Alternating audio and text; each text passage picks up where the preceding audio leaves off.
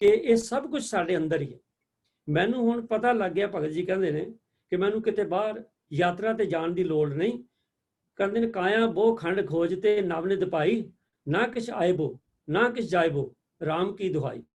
कहते हुण तां मैनू ऐसी शांति प्राप्त हुई है कि मैनू हुण किते भटकण दी लोड़ नहीं, ते मैनू हुण पूरा विश्वास है कि मेरा जन्म सफल हो गया, भाव मेरा जन्म मरण दा गेड़ जिहड़ा खत्म हो गया।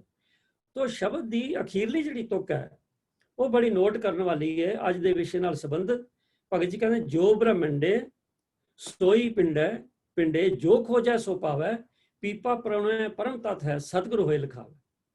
पीपा जी कहते हैं कि जो ब्रह्मंडे, ब्रह्मंड विच जिहड़ा वाहिगुरु वसदा है, क्योंकि वाहिगुरु दे दो स्वरूप ने, सरगुण स्वरूप ते निर्गुण स्वरूप। तो जिहड़ा सरगुण स्वरूप है वाहिगुरु जी का, वो सारे ब्रह्मंड विच हरेक हरेक जीव विच वाहिगुरु जी का वास है। तो जो ब्रह्मंडे सोई पिंडे, भगत जी कहते हैं कि जो कुछ ब्रह्मंड विच है वो साडे पिंडे च है, भाव साडे शरीर च है। जिहड़ी लहंदी पंजाबी की बोली है ना, वो शरीर नूं पिंडा कहते हैं। मेरा भी संबंध कुदरती उस इलाके नाल है, तो शरीर नूं पिंडा ही बोलते हैं। तो भगत जी ने लिखा कि जो ब्रह्मंडे सोई पिंडे, जो खोजै सो पावै, पीपा परौणे परम तत्त है सतगुर होए लिखावे। कहते हैं कि जो कुछ ब्रह्मंड विच है वो तो साडे अंदर है, सानू बाहर जाण दी लोड़ ही नहीं। तो गुरबाणी विच सानू ऐसा ज्ञान दिता गया कि बाहर असी सोच इशनान लई, तीर्थ इशनानां लई जाने हां, पर सतगुरां ने ते सानू बाणी च दस्सिया कि तीर्थ नहावन जाओ, तीर्थ नाम है, तीर्थ शब्द विचार अंतर ज्ञान, सब कुछ अंदर है। अंतरगत अंतरगत तीर्थ मल नहाओ, तीर्थ साडे अंदर है, जिथे सानू मल के नहाण दी लोड़, भाव अंदरली पापां दी, कुकर्मां दी, झूठ दी जितने साडे अंदर मैल लगी है ਉਹਨੂੰ ਕੱਢਣ ਦੀ ਲੋੜ ਹੈ। ਉਹ ਕੇਵਲ ਨਾਮ ਹੈ ਤੀਰਥ, ਨਾ ਕਿ ਕਿਤੇ ਬਾਹਰ ਭਟਕਣ ਦੀ ਲੋੜ। तो शरीर ਨੂੰ ਭਟਕਾਉਣ ਦੀ ਲੋੜ नहीं है। और गुरबाणी च लिखा कि बाहर ढूंढन ते छूट भरे, गुर घर ही माहे दिखाया था। तो साध संगत खिमा करना, मैं सारी जिहड़ी है ये थोड़ी एक्सप्लेनेशन इस करके दिती है कि सानू शरीर बारे पता लगे। पर इत्थों सानू स्पष्ट हो गया कि देखो शरीर की कितनी महत्ता है। आपां पढ़िया सी, पहले सुनिया सी कि साडा जीवन जिहड़ा ਉਹਦੇ ਤਿੰਨ ਮੁੱਖ ਪਹਿਲੂ ਨੇ, आत्मा, शरीर ते विच मन। हुण अज गल शरीर की चल रही है। भगत जी दे, भगत पीपा जी दे इस बचना तो कितना स्पष्ट है कि शरीर बहुत महत्तम है। पर मैं उत्थे एक बेनती कर दिया साध संगत जी कि शरीर केवल दिख नहीं है। असी आम तौर पर जिहड़े संसारी लोग है ना, असी किसी की दिख तो कहते हैं लै लै बई बड़ी परसनैलिटी है जी, बड़ा वो मतलब असी एकदम सर्टिफिकेट दे दें जे बंदे दा सानू सानू पा जाए। हालांकि हरेक मनुख जिहड़ा वाहिगुरू जी ने क्रिएट किया वो अपने आप हालात बहुत सुंदर है। असी सारे वाहिगुरू दे पुत्र, पर साडे अंदर जिहड़ी होमे है, साडी जिहड़ियां बिरतियां ने ਉਹਦੇ मुताबिक असी किसी ਨੂੰ कुछ सर्टिफिकेट दे देने हैं, कभी किसी ਨੂੰ कुछ सर्टिफिकेट दे देने। हालांकि साडी बड़ी वड्डी भुल है।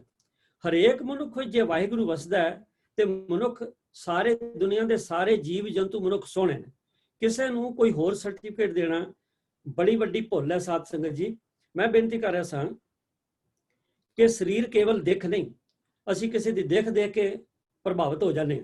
ये ठीक है कि बाहरी दिख है, परंतु जिस वेले असी किसी बंदे नाल वरतदे हां, ਉਹਦੇ वरतन तो बाद पता लगता है कि बंदा किहो जिहा है। कि फिर बाहरी दिख तो बड़ी वधी हुंदी है, पर हो सकदा बंदा बेईमान होवे। बाहरी दिख तो बड़ी चंगी होवे, हो सकदा बंदा कुकर्मी होवे। पर जे बाहरी दिख, मैं फिर बेनती कर दिया, कोई बाहरी दिख तक कोई पैमाना नहीं है, कोई वाहिगुरू नहीं। ये तो पता नहीं असी क्यों अपने आप बना लिया भी ऐ देख ऐ देख। सानू इन्हां चीज़ों तो थोड़ा ऊपर आना चाहिए। जिस वेले सानू ज्ञान हो जाए कि एक पिता एकस के अंबारक, जब असी एक पिता के पुत्र हाँ तो असी सारे बराबर हाँ। वाहिगुरू ने किसी नाल कोई वित वटकरा नहीं किया। चलो मैं अपने विषय लावां कि ये जिहड़ा शरीर है ये केवल दिख नहीं है। ये जिहड़ा शरीर है ये तां शरीर है जेकर ये मनुखी शरीर है ना, मनुखी शरीर तां खवा सकता है जे मनुखा वाले काम करे। जिस तरह से बंदा बंदे वाले काम नहीं करता, उन्ना चिर बंदा कहता है। सो इस करके जेकर सानू मनुखी शरीर मिल गया तो सानू मनुखा वर्गे काम करने चाहिए। क्योंकि बाणी च आया ना, करतूत पशु की मानस जात, लोक प्रचारा करे दिन रात। लोक विखावे लिए ना आप करिए भी लोग की समझ बंदा धर्मी है जी, बंदा चंगा है जी, बंदा फलाना है जी। ਸਾਡੀ ਕਰਤੂਤ ਕੀ ਹੈ। ਜੇਕਰ ਸਾਡੀ ਕਰਤੂਤ ਪਸ਼ੂਆਂ ਵਰਗੀ ਹੈ ਤੇ ਫਿਰ ਸਾਡਾ ਸਰੀਰ ਪਿਆ ਮਨੁੱਖਾਂ ਵਰਗਾ ਹੋਵੇ, ਉਸ ਸਰੀਰ ਨੂੰ ਕੀ ਕਰਨਾ। ਤਾਂ ਮੈਂ ਜਿਹੜੀ ਬੇਨਤੀ ਤੇ ਕਰਨੀ ਚਾਹਨਾ ਕਿ ਸਰੀਰ ਕੇਵਲ ਦਿੱਖ ਨਹੀਂ ਹੈ, ਸਰੀਰ ਤਾਂ ਪਸ਼ੂਆਂ ਤੇ ਪੰਛੀਆਂ ਕੋਲ ਵੀ ਹੈ। ਤੇ ਮਨੁੱਖ ਦੇ ਸਰੀਰ ਤੇ ਪਸ਼ੂ ਦੇ ਸਰੀਰ 'ਚ ਕੀ ਫਰਕ ਹੋਇਆ। ਦੇਖੋ ਪਸ਼ੂ ਪੰਛੀਆਂ ਜਿਹੜੇ ਨੇ ਉਹਨਾਂ ਦਾ ਧਰਮ ਕੀ ਹੈ। ਉਹਨਾਂ ਦਾ ਧਰਮ ਤਾਂ ਕੇਵਲ, ਉਹਨਾਂ ਕੋਲ ਵਿਵੇਕ ਬੁੱਧੀ ਤਾਂ ਹੈ ਨਹੀਂ। ਉਹਨਾਂ ਦਾ ਧਰਮ ਕੀ ਹੈ ਵੀ ਖਾਣਾ ਤੇ ਆਲਣਿਆਂ ਤੱਕ ਜਾਣਾ, ਇਸ ਤੋਂ ਅੱਗੇ ਕੁਝ ਨਹੀਂ। ਪਰ ਜਿਹੜੇ ਆ ਮਨੁੱਖਾ ਸਰੀਰ ਹੈ ਸਾਡਾ, ਪਸ਼ੂਆਂ ਨਾਲੋਂ ਸਾਡਾ ਇਹੀ ਫਰਕ ਹੈ ਕਿ ਮਨੁੱਖਾ ਸਰੀਰ ਜਿਹੜਾ ਹੈ ਇਹਨੇ ਪਹਿਲੇ ਉਪਕਾਰ ਕਰਨਾ ਫਿਰ ਪਰਉਪਕਾਰ ਕਰਨਾ। ਮੈਂ ਬੇਨਤੀ ਕਰਦਾ ਹਾਂ ਨਾ ਬਈ ਉਪਕਾਰ, ਮੈਂ ਤੇ ਇਹਦਾ ਮਤਲਬ ਇਹ ਸਮਝਦਾ, ਉਪਕਾਰ ਦਾ ਮਤਲਬ ਇਹ ਹੈ ਕਿ ਪਹਿਲੇ ਆਪਣਾ ਜੀਵਨ ਸਵਾਰੋ। ਆਪ ਸਵਾਰੇ ਮੈਂ ਮਿਲਿਆ ਸੁਖ ਹੋਏ। ਪਹਿਲੇ ਆਪਣਾ ਜੀਵਨ ਸਵਾਰਿਆ ਜਾਏ। ਜੇ ਆਪਣਾ ਜੀਵਨ ਸਵਰ ਗਿਆ ਫਿਰ ਆਪਾਂ ਦੂਜਿਆਂ ਦੀ ਵੀ ਗੱਲ ਕਰੀਏ, ਕਿਸੇ ਹੋਰ ਦੀ ਭਲਾਈ ਕਰੀਏ, ਉਹਨੂੰ ਆਪਾਂ ਪਰਉਪਕਾਰੀ ਕਹਿੰਦੇ। ਤੋ ਪਸ਼ੂ ਜਿਹੜਾ ਉਹ ਸਿਰਫ ਆਪਣੇ ਖਾਣ ਤੇ ਆਪਣੇ ਆਲਣੇ ਤੱਕ ਸੀਮਤ ਹੈ, ਪਰੰਤੂ ਮਨੁੱਖ ਜਿਹੜਾ ਜੇ ਇਹ ਵੀ ਖਾਣ ਤੱਕ ਤੇ ਰਹਿਣ ਤੱਕ ਸੀਮਤ ਹੋਵੇ ਫਿਰ ਇਹਦਾ ਤੇ ਪੰਛੀ 'ਚ ਕੋਈ ਫਰਕ ਨਹੀਂ, ਇਹਦੇ ਤੇ ਪਸ਼ੂ 'ਚ ਕੋਈ ਫਰਕ ਨਹੀਂ। ਇਹ ਤੇ ਤਾਂ ਹੈ ਜੇਕਰ ਸਾਡਾ ਪਰਉਪਕਾਰੀ ਜੀਵਨ, ਜਨ ਪਰਉਪਕਾਰੀ ਦਾ ਆਏ, ਜੀ ਦਾਨ ਦੇ ਭਗਤੀ ਲਾਏ, ਹਰ ਸੋ ਲੈਣ ਮਿਲਾਏ, ਸਾਡਾ ਜੀਵਨ ਵਧੀਆ ਹੋਵੇ ਤੇ ਤਾਂ ਕਰਕੇ ਅਸੀਂ ਆਪਣੇ ਆਪ ਨੂੰ ਮਨੁੱਖ ਸਮਝ ਸਕਦੇ। ਚਲੋ ਇੱਕ ਉਦਾਹਰਨ ਦਿੰਦੇ ਹਾਂ ਵੀ ਇੱਕ ਖਾਲੀ ਬੋਤਲ ਹੈ ਤੇ ਉਸ ਬੋਤਲ ਵਿੱਚ ਆਪਾਂ ਦੁੱਧ ਪਾ ਦਿੰਦੇ ਹਾਂ ਤੇ ਉਹ ਕੀ ਬਣ ਗਿਆ, ਦੁੱਧ ਦੀ ਬੋਤਲ। ਉਹਨੂੰ ਕੀ ਕਹਾਂਗੇ ਜੀ, ਦੁੱਧ ਦੀ ਬੋਤਲ। ਹੁਣ ਦੁੱਧ ਜਿਹੜਾ ਨਿਆਮਤ ਹੈ, ਦੁੱਧ ਨੂੰ ਅੰਮ੍ਰਿਤ ਕਿਹਾ ਜਾਂਦਾ, ਦੁੱਧ ਜੀਵਨ ਦਾਨ ਦਿੰਦਾ। ਪਰੰਤੂ ਜੇ ਉਸੇ ਬੋਤਲ ਨੂੰ ਖਾਲੀ ਕਰਕੇ ਜਾਂ ਉਹਦੇ ਵਰਗੀ ਕਿਸੇ ਹੋਰ ਖਾਲੀ ਬੋਤਲ ਦੇ ਵਿੱਚ ਸ਼ਰਾਬ ਪਾਤੀ ਜਾਏ ਤਾਂ ਫਿਰ ਆਪਾਂ ਕੀ ਕਹਾਂਗੇ ਜੀ, ਇਹ ਸ਼ਰਾਬ ਦੀ ਬੋਤਲ ਹੈ। ਜੇ ਸ਼ਰਾਬ ਦੀ ਬੋਤਲ ਹੈ ਤੇ ਸ਼ਰਾਬ ਤਾਂ ਨਸ਼ਾ ਹੈ, ਸ਼ਰਾਬ ਤਾਂ ਜੀਵਨ ਦਾ ਘਾਣ ਕਰ ਦਿੰਦਾ ਹੈ, ਬੋਤਲ ਹੀ ਹੈ। ਬੋਤਲਾਂ ਦੋਨੋਂ ਇੱਕੋ ਜਿਹੀਆਂ ਨੇ, ਪਰ ਇੱਕ ਵਿੱਚ ਦੁੱਧ ਹੈ, ਇੱਕ ਵਿੱਚ ਸ਼ਰਾਬ ਹੈ। ਤਾਂ ਇਸੇ ਤਰ੍ਹਾਂ ਸਰੀਰ ਤਾਂ ਸਾਡਾ ਸਰੀਰ ਹੀ ਹੈ। ਅਸਲ ਗੱਲ ਤੇ ਹੈ ਸਰੀਰ ਦੇ ਅੰਦਰ ਕੀ ਹੈ, ਇਹ ਸਰੀਰ ਕੰਮ ਕੀ ਕਰਦਾ। ਤਾਂ ਜਿਸ ਕੰਮ ਨੂੰ ਆਪਾਂ ਸਰੀਰ ਲਾਵਾਂਗੇ ਉਹੋ ਜਿਹਾ ਸਰੀਰ ਬਣ ਜਾਏਗਾ। ਹੁਣ ਜੇਕਰ ਅਸੀਂ ਨਸ਼ਿਆਂ 'ਚ ਸਰੀਰ ਗਾਲ ਰਹੇ ਹਾਂ ਤੇ ਫਿਰ ਤਾਂ ਭਾਈ ਸਾਡਾ ਸਰੀਰ ਨਸ਼ੇੜੀ ਹੋ ਜਾਏਗਾ। ਪਰ ਜੇਕਰ ਅਸੀਂ ਧਰਮ ਕਰਮ ਦੇ ਕੰਮ ਕਰਦੇ ਹਾਂ ਤਾਂ ਅਸੀਂ ਕਈ ਬੰਦਿਆਂ ਨੂੰ ਕਹਿੰਦੇ ਇਹ ਬੰਦਾ ਬੜਾ ਧਰਮੀ ਹੈ। ਕਿਉਂ? ਕਿਉਂਕਿ ਸਰੀਰ ਤੇ ਇੱਕੋ ਜਿਹਾ ਸਾਡਾ ਸਾਰਿਆਂ ਦਾ, ਇੱਕੋ ਜਿਹੇ ਹੱਥ ਮੂੰਹ ਪੈਰ ਨੱਕ ਅੱਖਾਂ ਸਭ ਕੁਝ ਉਹੋ ਜਿਹਾ, ਪਰ ਸਿਰਫ ਸਾਡੇ ਕਰਮਾਂ ਦਾ ਫਰਕ ਹੈ। ਸੋ ਇਹ ਜਿਹੜਾ ਸਰੀਰ ਹੈ, ਇਹਦਾ ਦੁਰਲਭ ਸਰੀਰ ਹੈ। ਇਹ ਤਾਂ ਸਾਧ ਸੰਗਤ ਜੀ ਇਹ ਮੁਬਾਰਕ ਹੈ ਜੇਕਰ ਅਸੀਂ ਇਸ ਸਰੀਰ ਨੂੰ ਚੰਗੇ ਕਰਮ ਚਲਾਈ। ਦੇਖੋ ਅਸੀਂ ਜਿਹੜੇ ਵੀ ਕਰਮ ਕਰਦੇ ਆ ਨਾ, ਮਨ ਬਚ ਕਰਮ, ਉਹ ਬੀਜ ਬਣ ਕੇ ਇਸ ਸਰੀਰ ਰੂਪ ਧਰਤੀ ਵਿੱਚ ਉਗਦੇ ਨੇ। ਐਂਡ ਜਿਸ ਤਰ੍ਹਾਂ ਧਰਤੀ ਵਿੱਚ ਆਪਾਂ ਕਣਕ, ਮੱਕੀ, ਕਮਾਦ ਜਾਂ ਫਲਾਂ ਦੇ ਦਰਖਤ ਲਾਉਂਦੇ ਹਾਂ ਤਾਂ ਉਹੋ ਜਿਹੀਆਂ ਚੀਜ਼ਾਂ ਜਿਹੜੀਆਂ ਨੇ ਉਗਦੀਆਂ ਨੇ। ਕਣਕ ਬੀਜਾਂਗੇ ਕਣਕ ਉਗੇਗੀ, ਕਮਾਦ ਬੀਜਾਂਗੇ ਕਮਾਦ ਉਗੇਗਾ, ਅਮਰੂਦ ਬੀਜਾਂਗੇ ਅਮਰੂਦ ਉਗੇਗਾ। ਪਰ ਮਨੁੱਖ ਜਿਹੜਾ ਨਾ ਇਹ ਤੇ ਹਉਮੈ ਭਾਰੂ ਹੈ, ਇਹ ਤੇ ਲਾਲਚ ਭਾਰੀ ਹੋ। ਇਹ ਕੀ ਕਹਿੰਦਾ ਹੈ, ਮਨੁੱਖ ਕਹਿੰਦਾ ਕਿ ਮੈਨੂੰ ਸੁੱਖ ਤਾਂ ਮਿਲੇ, ਇਹ ਕਹਿੰਦਾ ਐ ਰੱਬ ਮੈਨੂੰ ਸੁੱਖ ਦੇ, ਪਰ ਇਹ ਨਹੀਂ ਕਹਿੰਦਾ ਕਿ ਐ ਰੱਬ ਜਿਸ ਤਰ੍ਹਾਂ ਤੂੰ ਕਹਿੰਦਾ ਮੈਂ ਉਦਾਂ ਕਰਾਂ। ਇਹ ਮਨੁੱਖ ਚਾਹੁੰਦਾ ਇਹ ਹੈ ਕਿ ਜੋ ਮੇਰਾ ਮਨ ਕਰੇ ਮੈਂ ਉਹ ਕਰਾਂ, ਪਰ ਜੋ ਮੇਰਾ ਮਨ ਚਾਹੇ ਮੈਨੂੰ ਵਾਹਿਗੁਰੂ ਉਹ ਦੇ ਦੇਵੇ। ਇਹ ਕਿਵੇਂ ਹੋ ਸਕਦਾ? ਕਬੀਰ ਸਾਹਿਬ ਨੇ ਬਹੁਤ, ਫਰੀਦ ਸਾਹਿਬ ਨੇ ਬੜਾ ਸੁੰਦਰ ਇਹਦਾ ਉਦਾਹਰਣ ਦਿੱਤੀ ਹੈ। ਫਰੀਦ ਸਾਹਿਬ ਕਹਿੰਦੇ ਕਿ ਲੋੜੇ ਦਾਖ ਬਜੋਰੀਆਂ, ਕਿੱਕਰ ਬੀਜਾ ਜੱਟ, ਹੰਡੇ ਉਨ ਕਤਾਏ ਦਾ ਪਹਿੰਦਾ ਲੋੜੇ ਪੱਟ। ਦੇਖੋ ਦੁਨੀਆ ਦਾ ਹਰ ਬਸ਼ਰ ਸੁੱਖ ਮੰਗਦਾ ਹੈ, ਹਰ ਬੰਦਾ ਕਹਿੰਦਾ ਮੇਰਾ ਸਰੀਰ ਸੁਖੀ ਰਵੇ। ਕੌਣ ਕਹਿੰਦਾ ਮੇਰਾ ਨਾ ਰਵੇ? ਹਰ ਕੋਈ ਕਹਿੰਦਾ। ਆਪਾਂ ਇਸ ਬਾਰੇ ਪੂਰੀ ਖਿਆਲ ਵੀ ਰੱਖਦੇ ਹਾਂ ਸਰੀਰ ਦਾ। ਪਿੱਛੇ ਜਿਹੜਾ ਆਪਾਂ ਸਰੀਰ ਬਾਰੇ ਗੱਲ ਕੀਤੀ ਸੀ ਉਹਦੇ 'ਚ ਗੱਲ ਆਪਾਂ ਇਹ ਸਾਂਝੀ ਕੀਤੀ ਸੀ ਵੀ ਕਿਸ ਤਰ੍ਹਾਂ ਸਾਨੂੰ ਸਰੀਰ ਦਾ ਫਿਕਰ ਹੈ। ਅਸੀਂ ਚਾਹੁੰਦੇ ਸਰੀਰ ਸਾਡਾ ਸੁਖੀ ਰਵੇ। ਔਰ ਬਾਣੀ ਵੀ ਕਹਿੰਦੀ ਹੈ ਕਿ ਸੁਖ ਕੋ ਮੰਗੈ ਸਭ ਕੋ, ਦੁੱਖ ਨਾ ਮੰਗੈ ਕੋ, ਸੁਖ ਹੈ ਕੋ ਦੁੱਖ ਅਗਲਾ, ਮਨਮੁਖ ਬੂਝ ਨਾ ਹੋਏ। ਤੋ ਜਿੰਨਾ ਚਿਰ ਅਸੀਂ ਸੁੱਖ ਵਾਲੇ ਕੰਮ ਵੀ ਨਹੀਂ ਕਰਦੇ, ਭਾਵ ਇਹੋ ਜਿਹੇ ਕੰਮ ਨਹੀਂ ਕਰਦੇ ਜਿਨ੍ਹਾਂ ਦਾ ਬੀਜ ਸੁੱਖ ਵਰਗਾ ਹੋਵੇ, ਭਾਵ ਨੇਕ ਕਰਮ ਨਹੀਂ ਕਰਦੇ, ਤੇ ਉਹਨਾਂ ਚਿਰ ਅਸੀਂ ਸੋਚੀ ਜਾਈਏ ਵੀ ਸਾਨੂੰ ਸੁੱਖ ਮਿਲੇਗਾ, ਨਹੀਂ, ਸੁੱਖ ਨਹੀਂ ਮਿਲ ਸਕਦਾ। ਜੇਕਰ ਸਾਨੂੰ ਦੁਨਿਆਵੀ ਤੌਰ ਤੇ ਕੋਈ ਸੁੱਖ ਲੱਗ ਵੀ ਰਿਹਾ ਨਾ ਤੇ ਇਹ ਸਤਸੰਗ ਸਾਡਾ ਐਵੇਂ ਸਾਡੀ ਵਹਿਮ ਫਹਿਮ ਹੈ। ਨਹੀਂ ਤੇ ਬਾਣੀ ਨੇ ਤਾਂ ਸਪਸ਼ਟ ਕਿਹਾ ਕਿ ਜੋ ਜੋ ਕਰਮ ਕੀਏ ਲਾਲਚ ਲੱਗ ਤੇ ਆਪ ਬੰਦਾਏ। ਜੇ ਇਸ ਸਰੀਰ ਨੂੰ ਮਾੜੇ ਕੰਮਾਂ 'ਚ ਲਾਵਾਂਗੇ ਤਾਂ ਫਿਰ ਉਹਦੇ ਰਿਜ਼ਲਟ ਮਾੜੇ ਹੀ ਆਉਣੇ ਨੇ। ਜੇ ਸਰੀਰ ਨੂੰ ਚੰਗੇ ਕੰਮਾਂ 'ਚ ਲਾਵਾਂਗੇ ਤਾਂ ਚੰਗੇ ਕੰਮਾਂ ਦੀ ਆਸ ਰੱਖੀ ਜਾ ਸਕਦੀ ਹੈ। ਪਰੰਤੂ ਮਨੁੱਖ ਦੀ ਤਰਾਸਦੀ ਜਿਸ ਤਰ੍ਹਾਂ ਬੇਨਤੀ ਕੀਤੀ ਹੈ ਕਿ ਅਸੀਂ ਜੋ ਮਰਜ਼ੀ ਅਸੀਂ ਚਾਹੁੰਦੇ ਕਰੀਏ, ਮਨ ਮਰਜ਼ੀ, ਭਾਵ ਚੰਗੇ ਮਾੜੇ ਕੰਮ ਸਾਰੇ ਕਰੀ ਜਾਈਏ, ਪਰ ਮਿਲੇ ਸਿਰਫ ਸੁੱਖ। ਇਹ ਕਿਵੇਂ ਹੋ ਸਕਦਾ? ਸੋ ਜਿਹੋ ਜਿਹੇ ਅਸੀਂ ਕਰਮ ਕਰਦੇ ਹਾਂ, ਕਰਮੀ ਆਪੋ ਆਪਣੀ, ਜਿਹੋ ਜਿਹੇ ਆਪਾਂ ਕਰਮ ਕਰਦੇ ਹਾਂ ਉਹ ਜਿਹਾ ਸਾਨੂੰ ਰਿਜ਼ਲਟ ਇਸ ਸਰੀਰ ਦਿੰਦਾ। ਤੋ ਜੇਕਰ ਸਰੀਰ ਬੜਾ ਦੁਰਲਭ ਹੈ ਤਾਂ ਫਿਰ ਭਾਈ ਇਸ ਸਰੀਰ ਨੂੰ ਬੜੇ ਧਿਆਨ ਨਾਲ ਰੱਖਣ ਦੀ ਲੋੜ ਹੈ। ਮੈਂ ਬੇਨਤੀ ਕਰਦੇ ਹਾਂ ਕਿ ਸਰੀਰ ਨੂੰ ਬਾਣੀ ਵਿੱਚ ਨਾ ਧਰਤੀ ਆਖਿਆ, ਸਰੀਰ ਨੂੰ ਧਰਤੀ ਆਖਿਆ ਕਿ ਇਹਦੇ ਵਿੱਚ ਆਪਾਂ ਜਿਹੜੇ ਬੀਜ ਬੀਜਦੇ ਹਾਂ ਉਗਦੇ ਨੇ। ਦੇਖੋ ਜਿਵੇਂ ਧਰਤੀ ਦੇ ਵਿੱਚ ਹੁਣ ਮੈਂ ਬੇਨਤੀ ਕਰ ਰਿਹਾ ਸਾਂ ਵੀ ਜੋ ਬੀਜੀਏ ਉਗ ਜਾਂਦਾ, ਕਣਕ ਬੀਜੋ, ਅਮਰੂਦ ਬੀਜੋ, ਅਨਾਰ ਬੀਜੋ, ਜੋ ਤੁਸੀਂ ਬੀਜਣਾ ਅਕੋਰਡਿੰਗਲੀ ਉਹ ਜਿਹਾ ਫੁੱਲ ਜਾਂ ਫਲ, ਉਹ ਜਿਹਾ ਫਸਲ ਜਿਹੜੀ ਹੋ ਜਾਣੀ ਹੈ। ਇਸੇ ਤਰ੍ਹਾਂ ਜਿਹੜਾ ਸਾਡਾ ਸਰੀਰ ਰੂਪ ਧਰਤੀ ਹੈ ਨਾ, ਇਹਦੇ 'ਚ ਵੀ ਜੋ ਬੀਜ ਆਪਾਂ ਬੀਜਦੇ ਹਾਂ ਉਹ ਉਗਦਾ ਹੈ। ਜਿਹੜਾ ਵੀ ਬੀਜ ਬੀਜਦੇ ਹਾਂ ਉਹ ਜ਼ਰੂਰ ਉਗੇਗਾ। ਦੇਖੋ ਜਿਹੜੇ ਤੇ ਸੰਸਾਰਕ ਆਮ ਦੂਜੀ ਧਰਤੀ ਦੀ ਗੱਲ ਕਰ ਰਹੇ ਹਾਂ, ਧਰਤੀ ਵਿੱਚ ਆਪਾਂ ਜਿਤਨੇ ਬੀਜ ਬੀਜਦੇ ਹਾਂ ਜ਼ਰੂਰੀ ਨਹੀਂ ਸਾਰੇ ਉੱਗਣ। ਫਾਰ ਐਗਜ਼ਾਮਪਲ ਅਸੀਂ ਕੋਈ ਪਨੀਰੀ ਲਿਆਉਂਦੇ ਹਾਂ, ਫੁੱਲਾਂ ਦੀ ਪਨੀਰੀ ਲਾਉਂਦੇ ਹਾਂ, ਅਸੀਂ 10 ਬੂਟੇ ਲਾਉਂਦੇ ਹਾਂ ਤੇ ਹੋ ਸਕਦਾ ਵੀ 10 ਚੋਂ 8 ਹੀ ਹੋਣ ਜਾਂ 6 ਹੀ ਹੋ ਜਾਣ। ਇਸੇ ਤਰ੍ਹਾਂ ਜਿਸ ਵੇਲੇ ਜ਼ਿਮੀਂਦਾਰ ਬੀਜ ਬੀਜਦਾ, ਜਿਤਨੇ ਬੀਜ ਉਹ ਬੀਜਦਾ ਜ਼ਰੂਰੀ ਨਹੀਂ ਸਾਰੇ ਉੱਗਣ। ਕਦੀ ਹੜ੍ਹ ਆ ਜਾਂਦਾ, ਕਦੀ ਸੋਕਾ ਲੱਗ ਜਾਂਦਾ, ਬੀਜ ਤੇ ਉਹਨੇ ਪਾਇਆ ਪਰੰਤੂ ਸਾਰੇ ਬੀਜ ਨਹੀਂ ਉੱਗੇ, ਸਾਰੇ ਬੀਜ ਨਹੀਂ ਉਗਦੇ। ਕੁਝ ਵਿੱਚੋਂ ਮਰ ਜਾਂਦੇ ਨੇ, ਕੁਝ ਨਹੀਂ ਉਗਦੇ, ਕੋਈ ਸਿਰੇ ਨਹੀਂ ਚੜ੍ਹਦੇ। ਪਰ ਇੱਕ ਗੱਲ ਖਿਆਲ ਰੱਖਣਾ, ਸਰੀਰ ਰੂਪ ਧਰਤੀ ਵਿੱਚ ਜਿਹੜਾ ਬੀਜ ਪਾਵਾਂਗੇ ਉਹ 100% ਅਵਸ਼ ਉੱਗੇਗਾ, ਜ਼ਰੂਰ ਉੱਗੇਗਾ।